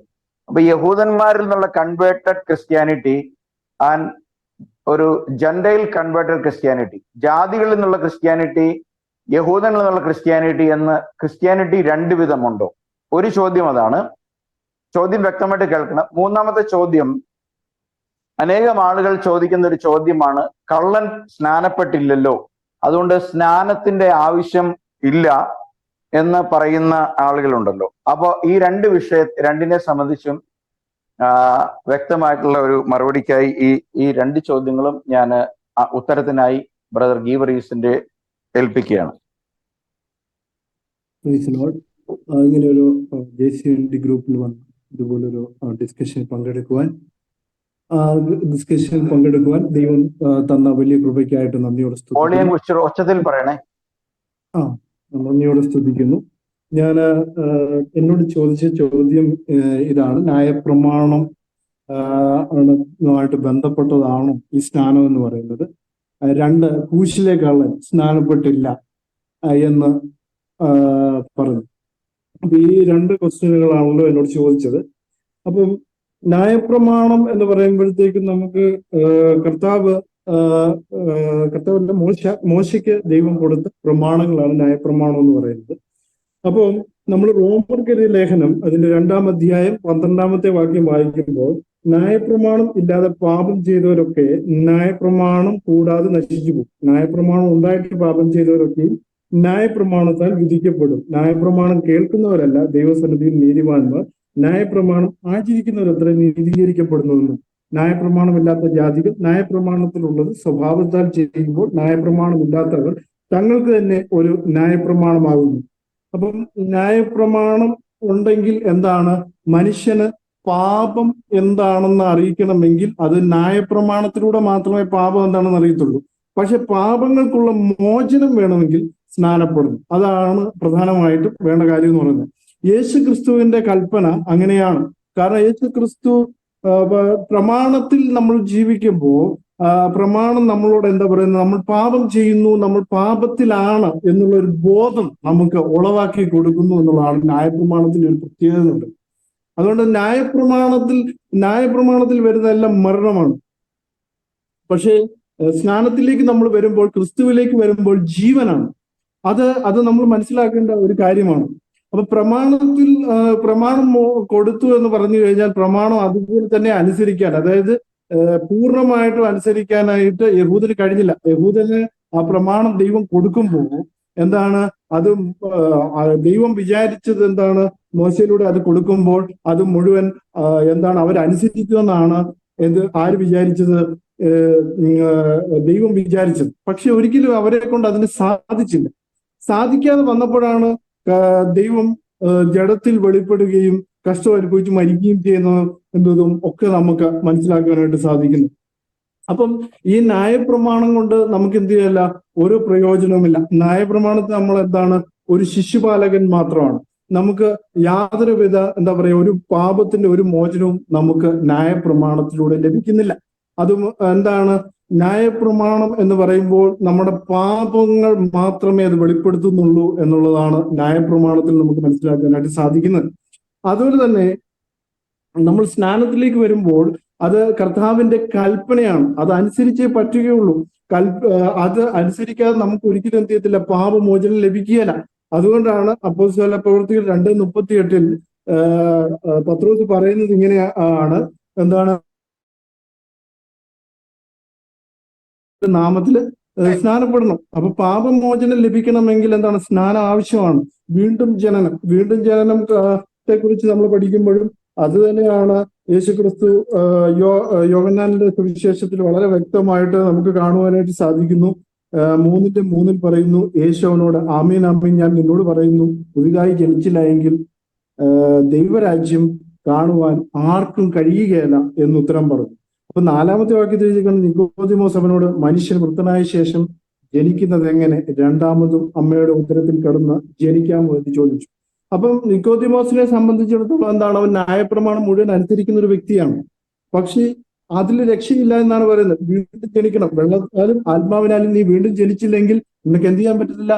സ്വർഗരാജ്യം കാണാൻ ഒക്കത്തില്ലെന്ന് വളരെ വ്യക്തമായിട്ട് നിക്കോദിമോസിനെ പറഞ്ഞ് മനസ്സിലാക്കുന്ന കാഴ്ച നമുക്ക് കാണാനായിട്ട് സാധിക്കുന്നു.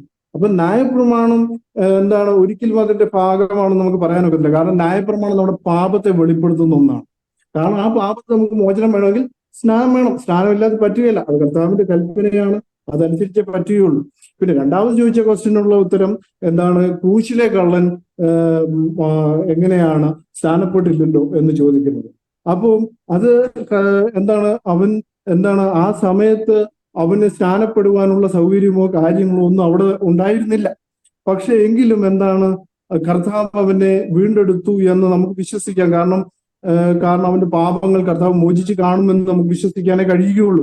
വേറെ ഒന്നും അതിനെപ്പറ്റി നമുക്ക് ദൈവവചനത്തിൽ കാണുവാൻ സാധിക്കുന്നില്ല. എങ്കിലും കർത്താവിന്റെ പാപങ്ങൾ മോചിച്ച് കാണും എന്ന് നമുക്ക് വിശ്വസിക്കാം. കാരണം അവൻ വിശ്വസിച്ചു എന്ന് നമുക്ക് മനസ്സിലാക്കുവാനായിട്ട് സാധിക്കുന്നു. കാരണം അവിടെ ആ ഒരു ഭാഗം നമ്മൾ പഠിക്കുമ്പോഴും അവിടെ അവൻ പറയുന്ന ഒരു കാര്യമുണ്ട്, നമ്മൾ സമശിക്ഷാവിധിയിലായിട്ടും നമ്മൾ ദൈവത്തെ ഭയപ്പെടുന്നില്ലയോ എന്ന് അവൻ ചോദിക്കുന്നുണ്ട്. അപ്പോൾ അത് തന്നെ അവനൊരു മാനസാന്തരത്തിന് കാരണമായി എന്നുള്ളതാണ് നമുക്ക് മനസ്സിലാക്കേണ്ട കാര്യം എന്ന് പറയുന്നത്.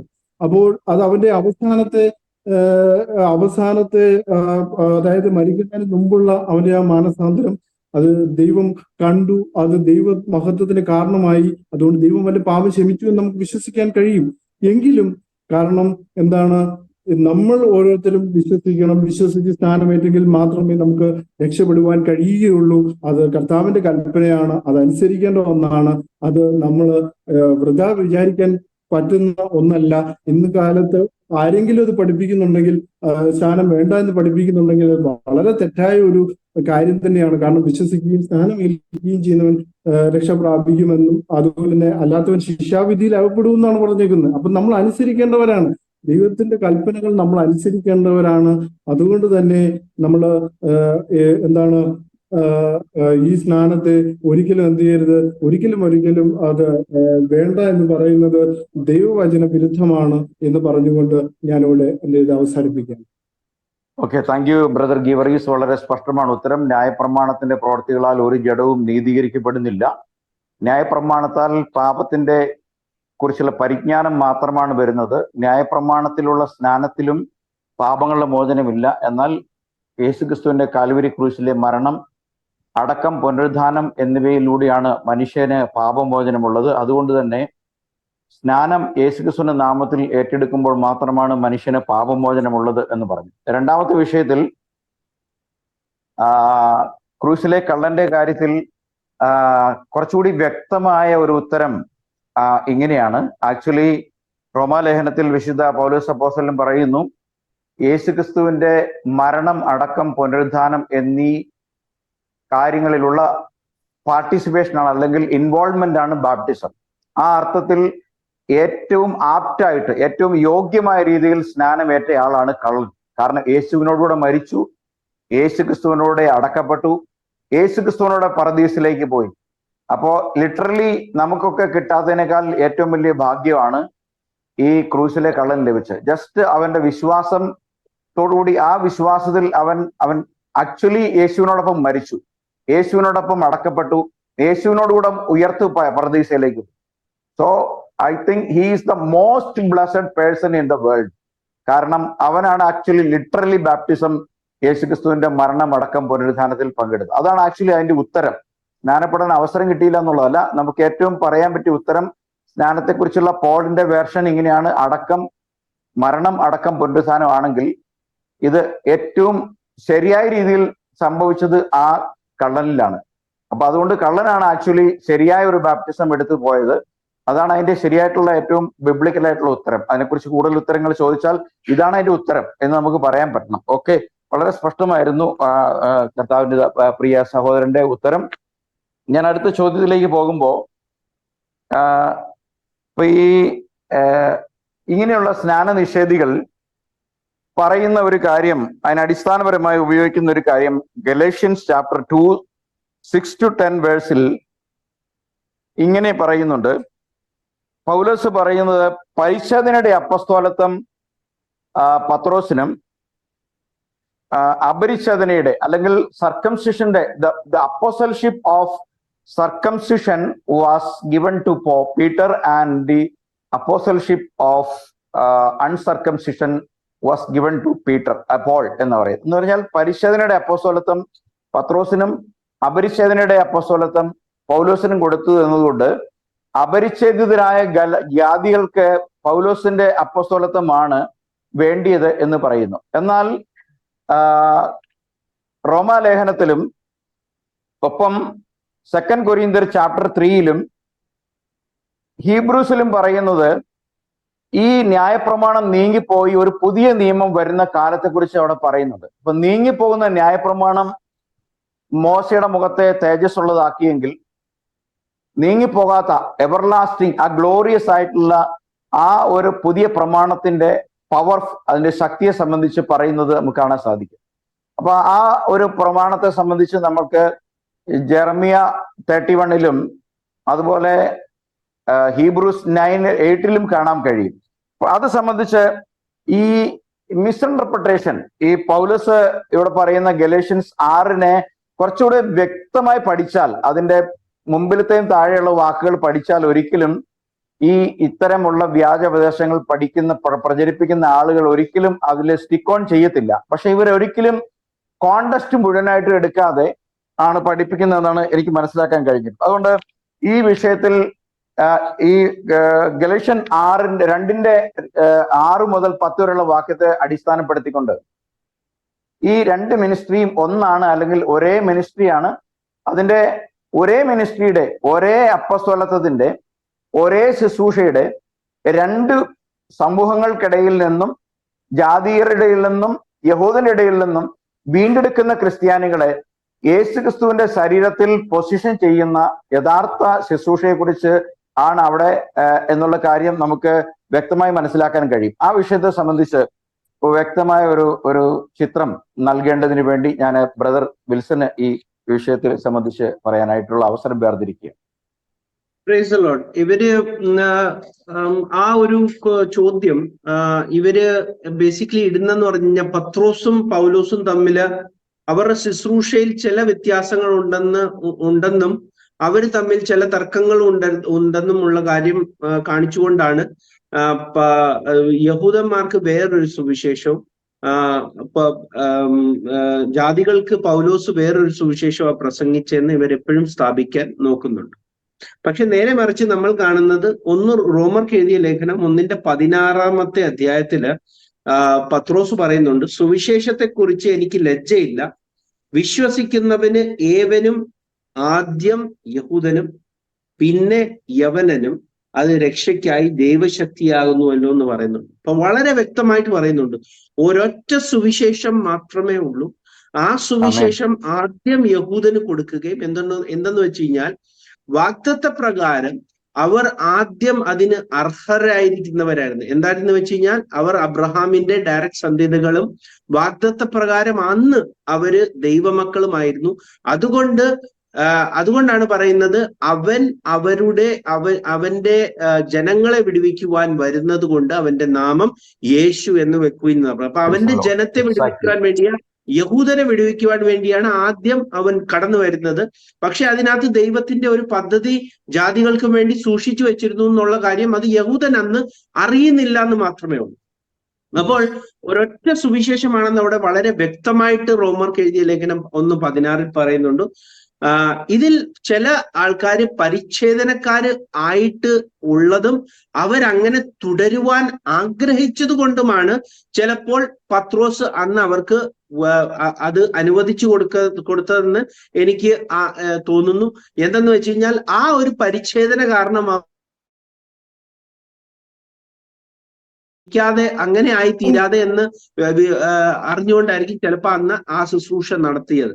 അപ്പോൾ അതിനെ ന്യായീകരിക്കുന്നതിൽ ഒരു കാര്യമില്ല, ഒരൊറ്റ സുവിശേഷം മാത്രമേ ഉള്ളൂ. അതുകൊണ്ടാണ് നമ്മൾ കാണുന്ന അപ്പോസ്തോല പ്രവൃത്തിയിൽ ആദ്യം യഹൂദന് ആ ഒരു സുവിശേഷം വെളിപ്പെടുകയും ആ സ്നാനം, പാപമോചനത്തിനുള്ള സ്നാനം വെളിപ്പെടുകയും ആ 3000 പേര് പല ജാതികള് വസിച്ചിരുന്ന സ്ഥലത്തുനിന്ന് വന്ന് അവര് യഹൂദന്മാരായിട്ട് സ്നാനം ഏൽക്കുകയും പിന്നെ അവരവരുടെ സ്ഥലത്ത് പോയിട്ട് ഈ ഒരു സുവിശേഷം ജാതികളെയും അറിയിക്കുന്നതേ ആയി കാണിക്കുന്നത്. പിന്നെ നമ്മൾ അപ്പോസ്തല പ്രവൃത്തിയിൽ തുടർന്ന് മിശ്ര ജാതികൾക്ക് സുവിശേഷം അറിയിക്കുന്നത്, ശമരിക്കാർക്ക് അറിയിക്കുന്നതും റോമക്കാർക്ക് അറിയിക്കുന്നതും പിന്നെ എത്യോപ്യക്കാർക്ക് അറിയിക്കുന്നതും ഇതെല്ലാം നമ്മൾ ആ ഒരൊറ്റ പ്രവൃത്തിയുടെ പുസ്തകത്തിനകത്ത് അപ്പോസ്തോലന്മാര്, ആ യഹൂദന്മാരായ അപ്പോസ്തോലൻ ചിലപ്പോൾ പത്രോസും ചിലപ്പോൾ പൗലോസുമായിട്ട് ചെയ്യുന്നതായിട്ട് നമ്മൾ വളരെ വ്യക്തമായിട്ട് കാണിക്കുന്നുണ്ട്.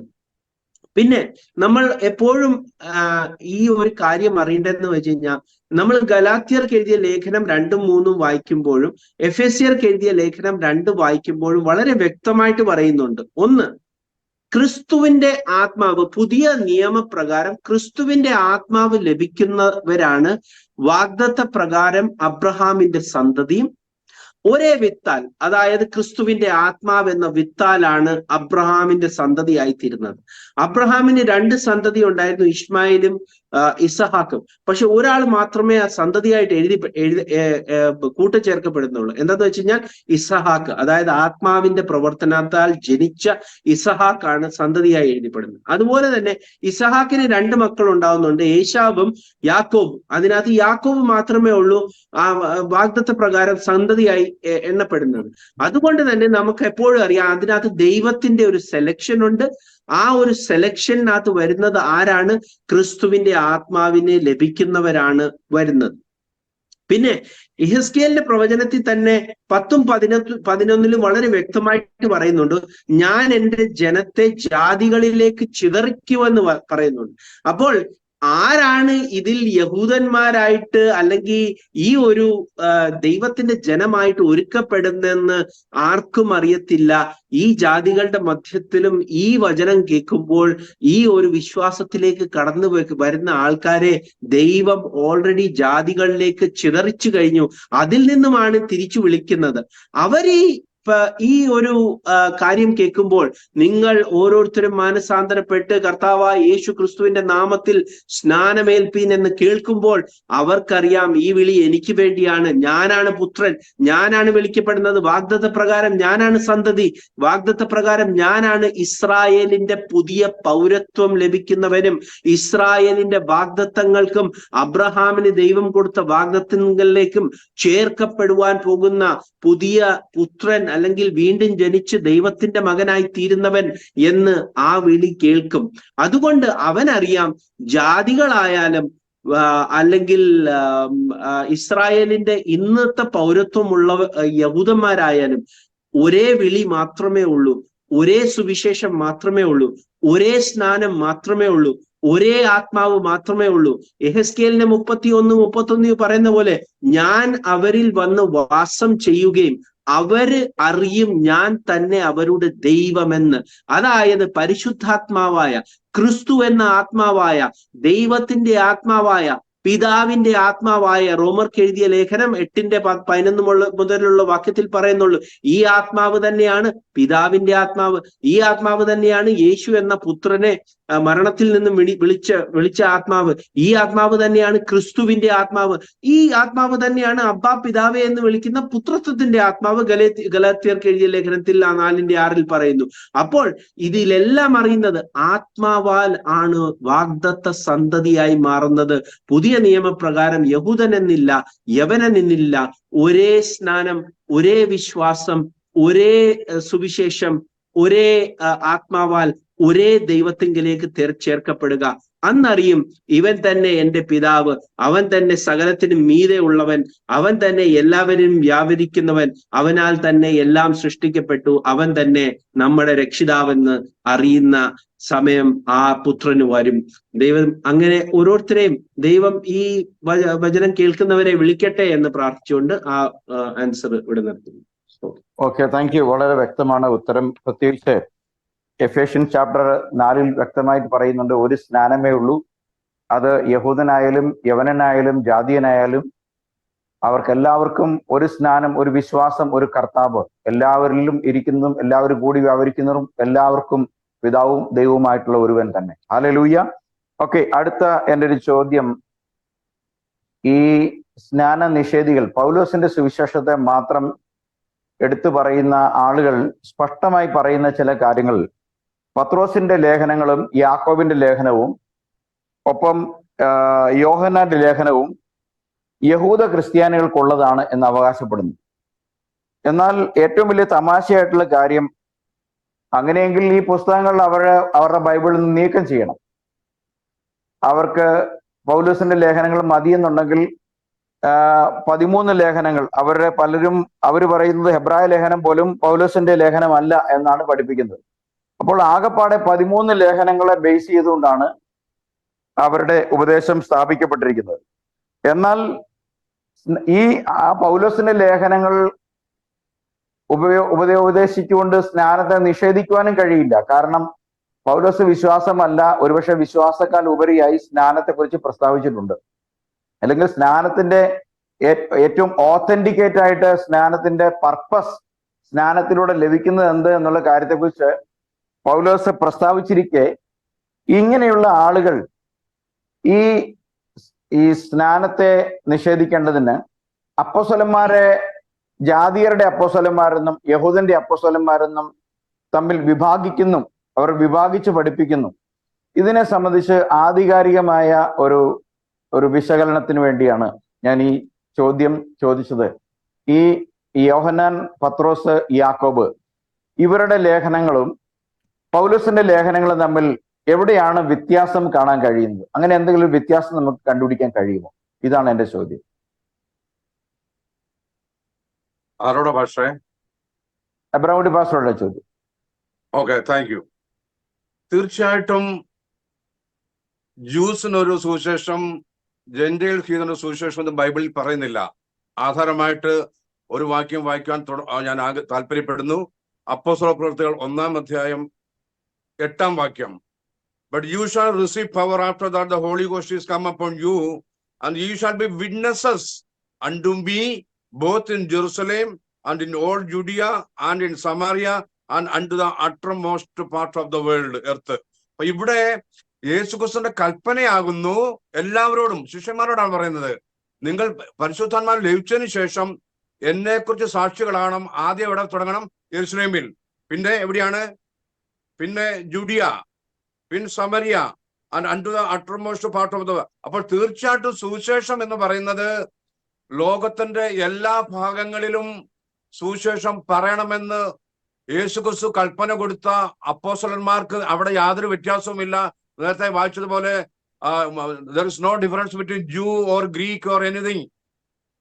ആകാശത്തിന്റെ താഴെ ഭൂമിയുടെ മുകളിലുള്ള എല്ലാ സൃഷ്ടിയോടും സുവിശേഷം പറയണമെന്നുള്ള അത് വരുമ്പോൾ തീർച്ചയായിട്ടും അവിടെ യാതൊരു സുവിശേഷത്തിന് യാതൊരു തരംതിരിവില്ല. മാത്രവുമല്ല,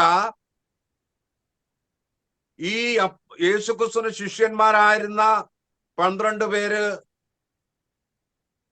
യേശുക്രിസ്തു 3 വർഷം പഠിപ്പിച്ചു. എന്നാൽ പൗലോസ് ആ കൂട്ടത്തിൽ ഇല്ലായിരുന്നു.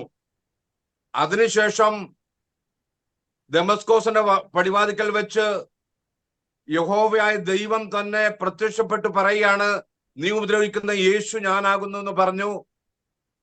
3 ദിവസം കണ്ണ് കാണാതെ ആയിരുന്നപ്പോൾ അനന്യാസിനോട് യേശുക്രിസ്തു പറയാണ്, അവന്റെ തലമേൽ പോയി കൈവെക്കുക. എന്നിട്ട് പറയാണ്, യേശുക്രിസ്തു പറയാണ് അവനോട്, ഞാൻ അവനെ ജാതികൾക്കും രാജാക്കന്മാർക്കും മുമ്പിൽ സാക്ഷ്യം പറയാൻ വേണ്ടി എന്റെ മാനപാത്രമായിട്ട് അവനെ തിരഞ്ഞെടുത്തിരിക്കുന്നു. എന്റെ നാമം വഹിപ്പാൻ തിരഞ്ഞെടുത്തിരിക്കുന്ന ഒരു പാത്രമാകുന്നു എന്നാണ് യേശുക്രിസ്തു പറഞ്ഞത്.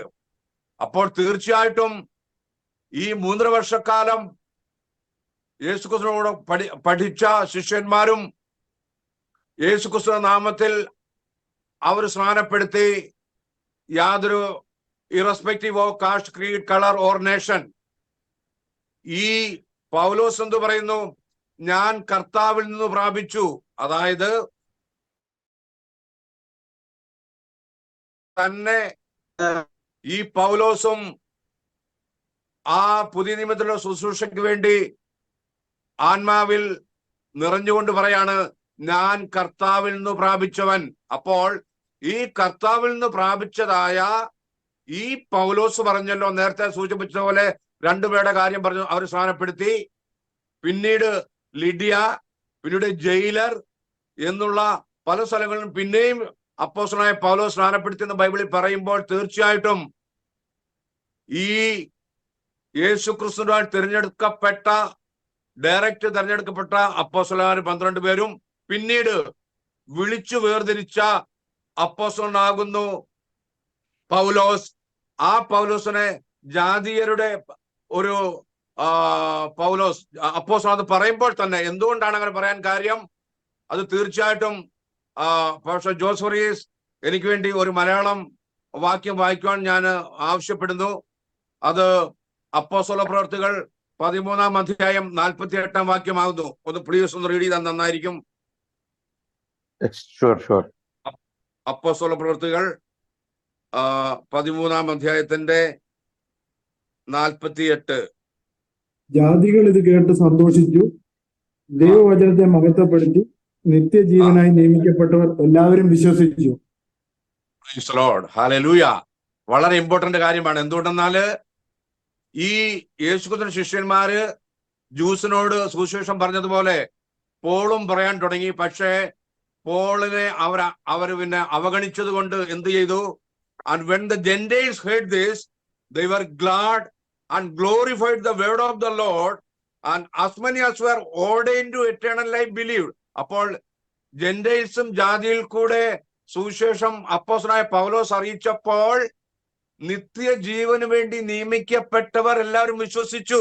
അപ്പോൾ തീർച്ചയായിട്ടും ജാതികളുടെയും ജെന്റൈൽസിന്റെയും ഹീതൻസിന്റെയും ഇടയിൽ നിന്ന് തന്നെ ഇതേ സുവിശേഷം, അതായത് യഹൂദന്മാർക്ക് കേട്ട അതേ സുവിശേഷം പറഞ്ഞു തന്നെ ദൈവരാജ്യത്തിലേക്ക് വരുവാൻ വേണ്ടി before the foundation of the world by the plan and purpose of God preappointed predestined സോളിനെ ദൈവം കരുതിയിരുന്നു.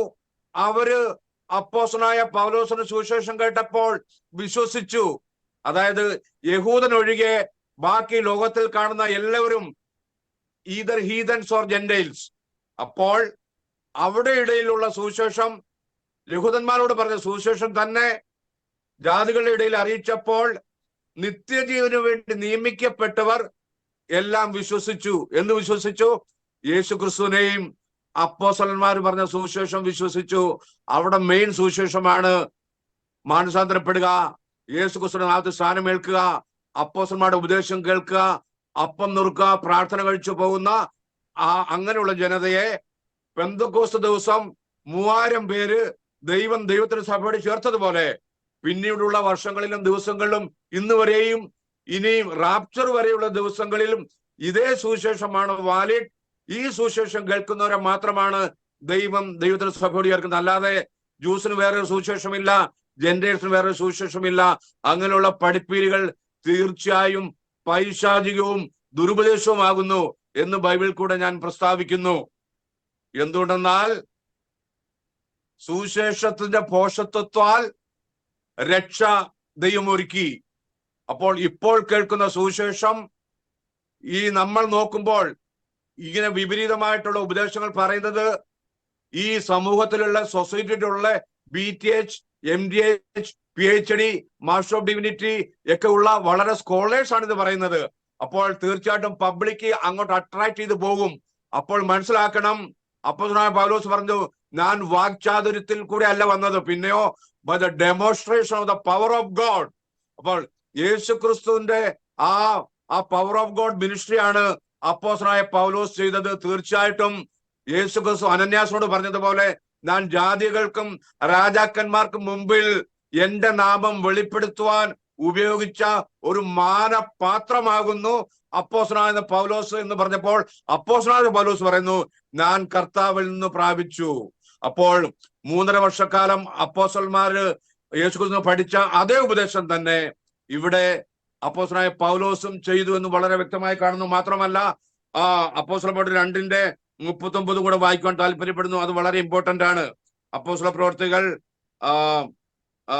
2-ാം അധ്യായത്തിന്റെ 39 വായിക്കുന്നു. അത് വളരെ ക്ലിയർ. അപ്പൊ അത് ആർക്കും ഒരു ഡൗട്ട് ഇല്ലാതെ വരും. അതൊന്ന് വായിക്കാൻ താല്പര്യപ്പെടുന്നു. For the promise is unto you. 32 കൂടെ വായിക്കുന്നു. Then Peter had said unto them, repent and be baptized every one of you in the name of Jesus Christ for the remission of sins, and you shall receive the gift of the Holy Ghost. For the promise is unto you means ഈ വാഗ്ദത്തം നിങ്ങൾക്ക് യഹൂദന്മാർക്ക്, and your children നിങ്ങളുടെ coming generation, and all that are afar off എന്ന് പറഞ്ഞാൽ ദൂരസ്ഥരായിരിക്കുന്നവർ. ആരാണ് ദൂരസ്ഥർ? യഹൂദന്മാരല്ലാത്തവർ മുഴുവനും ദൂരസ്ഥരായിരിക്കുന്നു. And even as many as the Lord our God shall call. Future ടെൻസിൽ പറഞ്ഞിരിക്കുകയാണ്, ദൈവം വിളിച്ചു ചേർക്കുന്ന എല്ലാവർക്കും വേണ്ടിയുള്ള ഒരു പ്രോമിസ് ആണ്. എന്താണ്? മാനസാന്തരപ്പെട്ട് യേശുക്രിസ്തുവിന്റെ നാമത്തിൽ സ്ഥാനമേൽക്കുമ്പോൾ പരിശുദ്ധാത്മാവിന്റെ ദാനം ലഭിക്കും എന്നുള്ള പ്രോമിസ് യഹൂദന്മാർക്കും അവരുടെ തലമുറയ്ക്കും ജാതികൾക്കും എല്ലാവർക്കും ഉള്ളതാകുന്നു എന്ന് വളരെ വ്യക്തമായി പത്രോസ് ആദ്യത്തെ കന്യപ്രസവത്തിൽ പറഞ്ഞു കഴിഞ്ഞു. അപ്പോൾ തീർച്ചയായിട്ടും യഹൂദന്മാർക്ക് ഒരു സുവിശേഷമില്ല, സെപ്പറേറ്റ് ഇല്ല. പെന്തക്കോസ്ത് ദിവസം മുതൽ യെരൂശലേമിൽ തുടങ്ങിയ അപ്പോസ്തലന്മാരാൽ പഠിപ്പിച്ച പ്രമാണിച്ച ആ സുവിശേഷം ജാതികൾക്കും ജെന്റൈൽസ് ആൻഡ് ഹീതൻസിനും ഒരുപോലെ ആപ്ലിക്കബിൾ ആകുന്നു എന്നാണ് ബൈബിൾ പ്രകാരം പറഞ്ഞിരിക്കുന്നത്. ഓക്കെ, എന്നോട് ചോദിച്ച ക്വസ്റ്റ്യൻ ക്ലിയർ ആയോ? ഇനി എന്തെങ്കിലും എക്സ്പ്ലനേഷൻ വേണോ? ഇല്ല, താങ്ക് യു. വളരെ വ്യക്തമാണ്. അടുത്ത ചോദ്യം അതിന്റെ ഈ കൺക്ലൂഷനോടെ അവസാനിപ്പിക്കാൻ ആഗ്രഹിക്കുന്നു. അപ്പോ നമ്മൾ ഇതിന്റെ പ്രാരംഭമായിട്ട് ചിന്തിച്ചത് സുവിശേഷത്തെ ജാതികൾക്കും യഹൂദന്മാർക്കും എന്ന് ഡിവൈഡ് എന്ന് പഠിപ്പിക്കുന്ന ഒരു മെയിൻ സ്ട്രീം ഒരു ചർച്ച അല്ലെങ്കിൽ സംവിധാനം ഇപ്പോൾ വളരെ വേഗത്തിൽ ശക്തി ആർജിച്ചുകൊണ്ടിരിക്കുകയാണ്. അപ്പൊ ഇതിന്റെ ഒരു പർപ്പസ്, ഇങ്ങനെ ജനങ്ങളെ ഡിവൈഡ് ചെയ്യുന്നതിന്റെ പർപ്പസ് എന്താണ്?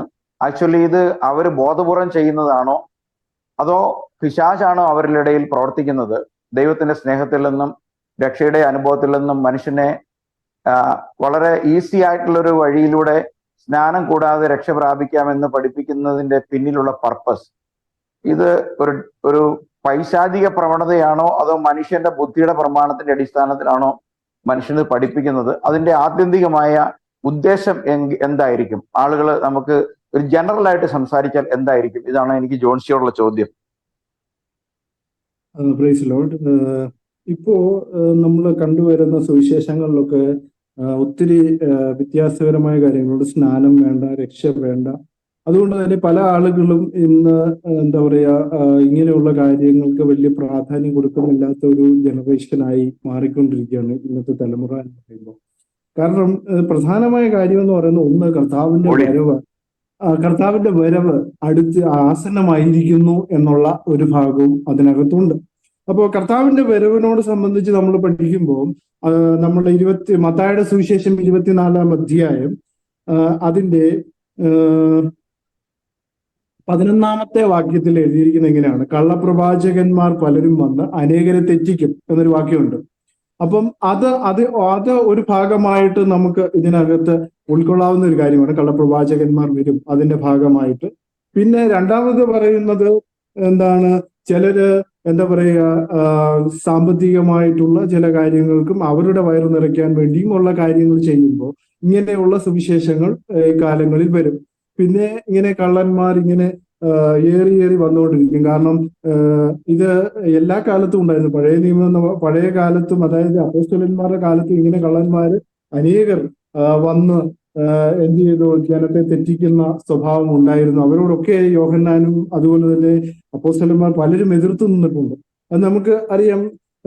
പലപ്പോഴും അപ്പോസ്തല പ്രവൃത്തികളൊക്കെ പഠിക്കുമ്പോഴൊക്കെ നമുക്ക് അതിനെക്കുറിച്ചൊക്കെ നമുക്കറിയാം. കാരണം കള്ള സഹോദരന്മാർ യഹൂദയിൽ നിന്ന് വന്നിട്ട് പരിച്ഛേദന വേണമെന്ന് പറഞ്ഞതും ഒക്കെ മോശയുടെ പരിച്ഛേദന ആചരിക്കണമെന്നൊക്കെ പറഞ്ഞ ഭാഗങ്ങളൊക്കെ ഉണ്ട്. അപ്പൊ അതിൽ നിന്നെല്ലാം നമ്മൾ വെച്ച് നോക്കുമ്പോൾ ഇങ്ങനെ ഓരോ കാലഘട്ടത്തിൽ ജനത്തെ ഓരോന്ന് തെറ്റിച്ചുകൊണ്ടിരിക്കും. അപ്പം കഴിഞ്ഞ ദിവസങ്ങളില് അമേരിക്കയിലിരുന്ന ഒരാൾ പറയുന്നു യഹോവ ഗോത്രദൈവമാണ്. ഇങ്ങനെ പല പല പഠിപ്പീരുകൾ ഇക്കാലത്ത് ഏറി വരികയാണ്. അപ്പൊ ഇതെല്ലാം ജനങ്ങളെ എങ്ങനെ തെറ്റിക്കാമെന്നുള്ളത് മാത്രമേ ഉള്ളൂ ഇവരുടെ ലക്ഷ്യം എന്ന് പറയുന്നത്. എങ്ങനെ കർത്താവിന്റെ രക്ഷയിൽ നിന്നും അകറ്റുക എന്നുള്ള ലക്ഷ്യം മാത്രമേ ഇവർക്കുള്ളൂ എന്നുള്ളതാണ്. കാരണം അതിലൊന്നും കുടുങ്ങാതെ ദൈവത്തെ ആശ്രയിച്ച് കടന്നു പോകുന്നവൻ രക്ഷപ്പെടും, അല്ലാത്തവർ എന്ത് ചെയ്യും? കുടുങ്ങിപ്പോകുന്നുള്ള കാര്യം ഉറപ്പാണ്. അതിന് നമുക്ക് മുന്നറിയിപ്പ് നൽകാൻ മാത്രമേ കഴിയുകയുള്ളൂ. നമ്മളെപ്പോലുള്ള ആരെങ്കിലും ഒക്കെ ദൈവം അതിനുവേണ്ടി ഉപയോഗപ്പെടുത്തും എന്നുള്ള കാര്യം ഉറപ്പാണ് എഴുന്നേൽപ്പിക്കുവാനായിട്ട്.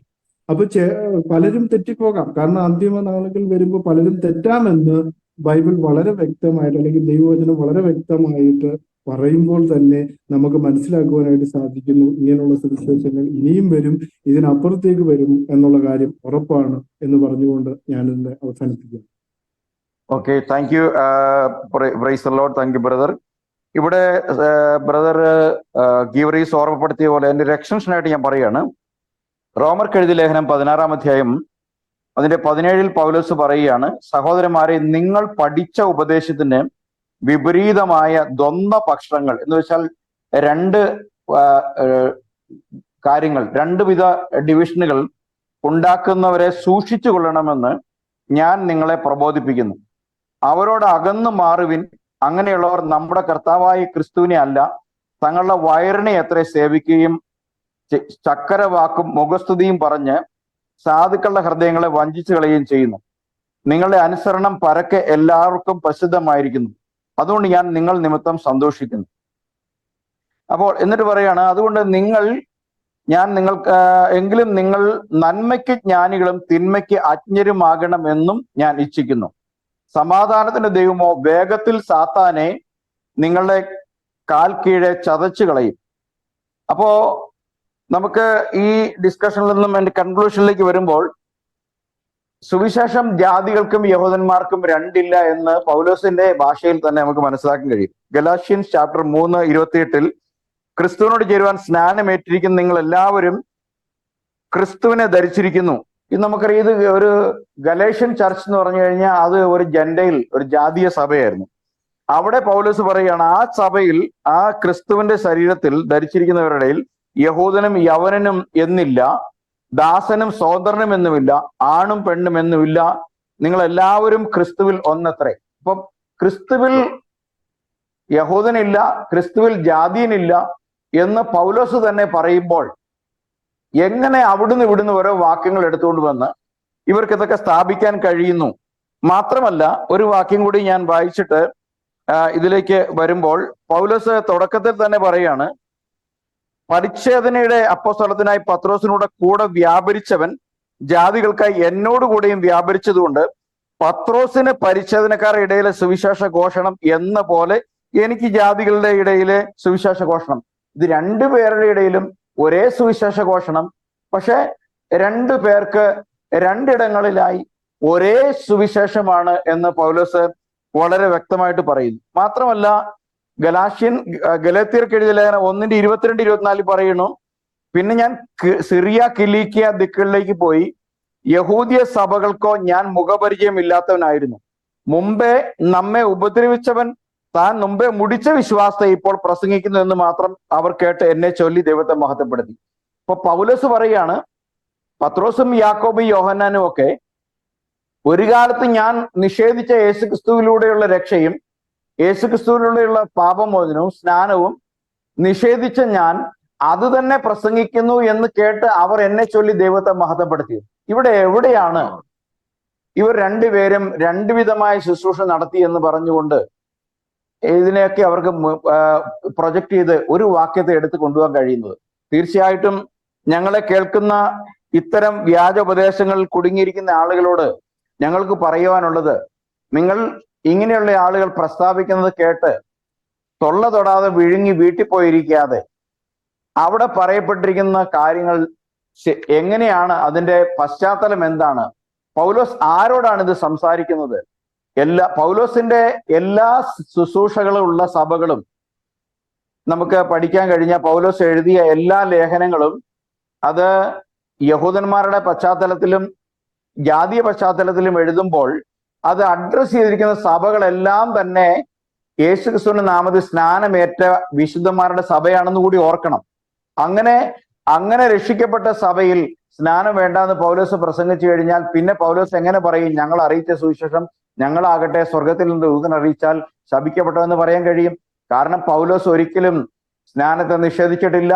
പൗലോസ് ഒരിക്കലും യേശുക്രിസ്തുവിന്റെ മരണമടക്കം പുനരുത്ഥാനത്തെ പ്രസ്താവിക്കുന്ന അപ്പസ്തോലിക ഉപദേശത്തെ നിഷേധിച്ചിട്ടില്ല. യെരുസലേമിൽ പത്രോസിനാൽ സ്ഥാപിക്കപ്പെട്ടു തുടങ്ങി യെരുസലേമിൽ ആരംഭിക്കപ്പെട്ട സഭയുടെ തുടർച്ചയല്ലാതെ ഇത് പാരലല്ല, ഇത് ഇതിന്റെ കണ്ടിന്യൂവേഷൻ ആണ്. കർത്താവിന്റെ ദാസൻ അബ്രൗട്ടി പാസ്റ്റർ ഓർപ്പിച്ചതുപോലെ ഇത് അവസാനം വരെയും റാപ്ചർ വരെയും തുടരും എന്നുള്ള കാര്യം ഓർമ്മപ്പെടുത്തുന്നു. ഒരു ചെറിയ കാര്യം സംസാരിക്കാൻ ഹാൻഡ് റൈസ് ചെയ്തിട്ടുള്ള വിൽസൺ ബ്രദറിന് സമയങ്ങളെ കൊടുത്തുകൊണ്ട് ഞാൻ അല്പസമയം അദ്ദേഹത്തിന്റെ പറയാനുള്ള കാര്യങ്ങൾക്ക് വേണ്ടി സമയങ്ങൾ വേർതിരിക്കുന്നു.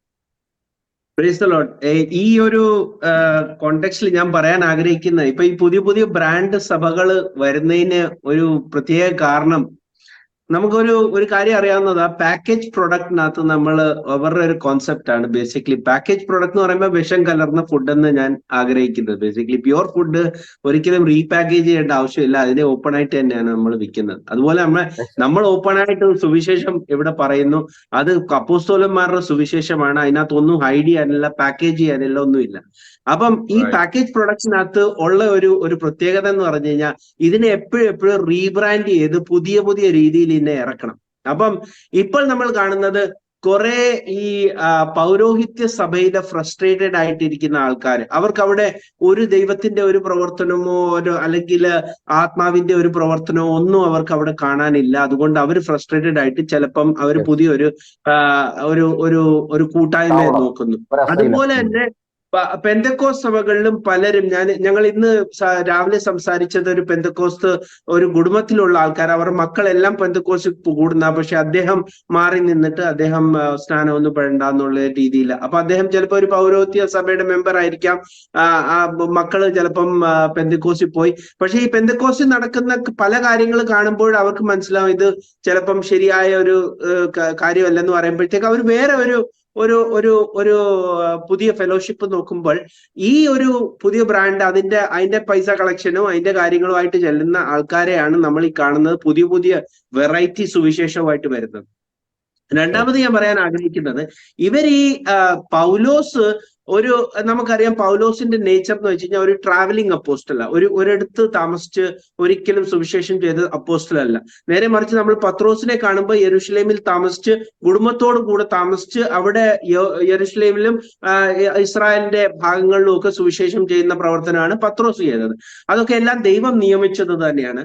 അപ്പം ഈ ഇതിൽ നമ്മൾ ഒരു വചനം ഞാൻ ഇവിടെ പറയാൻ ആഗ്രഹിക്കുകയാണ്. റോമർക്ക് എഴുതിയ ലേഖനം അതിന്റെ 11-ാമത്തെ അധ്യായത്തില് 13-ാമത്തെ വാക്യത്തിലാണ് ഈ പറയുന്നത്, എന്നാൽ ജാതികളായ നിങ്ങളോട് ഞാൻ പറയുന്നത്, ജാതികളുടെ അപ്പോസ്തലൻ ആയിരിക്കയാൽ ഞാൻ എൻ്റെ സ്വജാതികൾക്ക് വല്ല വിധേനയും സ്പർദ്ധ ജനിപ്പിച്ച് അവരിൽ ചിലരെ രക്ഷിക്കാമെങ്കിലോ എന്ന് വെച്ച് തന്നെ ഞാൻ എൻ്റെ ശുശ്രൂഷയെ പുകഴ്ത്തുന്നു.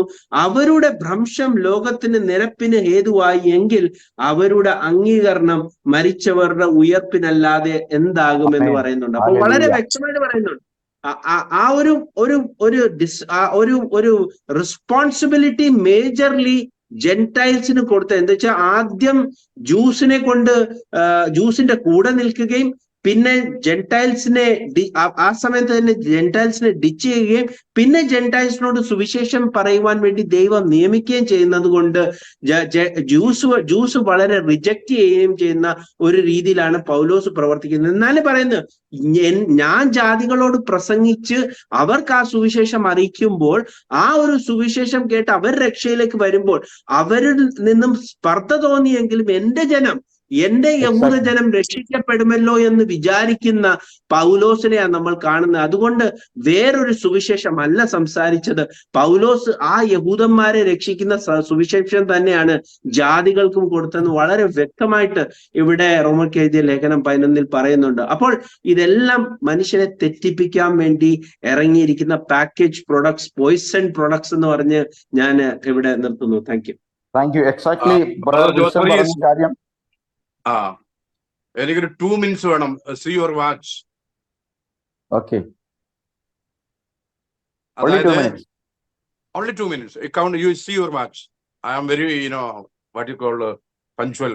നമ്മൾ 1.5 മണിക്കൂർ ആകുന്ന. Sorry, 2 minutes. You see the clock. എന്താ ചോദിച്ചാല് ജോസ് വറീസ് മാഷ് ഗീവറീസിനോട് ചോദിച്ച അതേ ക്വസ്റ്റ്യന്റെ ഒരു എക്സ്റ്റൻഷൻ ആണ് എന്റെ ഒരു റിപ്ലൈ. അതായത് according to Mark 16:16, those who believe and baptize shall be saved. അത് തീർച്ചയായിട്ടും നമ്മുടെ ഡിസ്കഷനിൽ വിശ്വസിക്കുകയും സ്നാനം ഏൽക്കുകയും ചെന്ന് രക്ഷിക്കപ്പെടും. ആ സ്നാനം യേശുക്രിസ്തുവിന്റെ നാമത്തിൽ തന്നെ ആയിരിക്കണം. എന്തുകൊണ്ടെന്നാൽ അപ്പോസ്തലന്മാർ ആർക്കും പിതാവിന്റെയും പുത്രന്റെയും പരിശുദ്ധാത്മാവിനും സ്നാനം കൊടുത്തില്ല, ഒരു വിശ്വാസികൾ ഏറ്റുമില്ല. പിന്നീട് ചോദിച്ച ഒരു ക്വസ്റ്റ്യൻ ആയിരുന്നു ഗീവറീസിനോട്, ഇപ്പോൾ ഈ കാണുന്ന സാധനം വേണ്ട എന്ന് പറയുന്ന ആ തിങ്കിങ് ഒരു മനുഷ്യന്റെ ബുദ്ധിയിലാണോ ഒരു പൈശാചികമാണോ എന്ന് ചോദിച്ചതിന്റെ ഉത്തരം പറയാൻ പോവാണ്.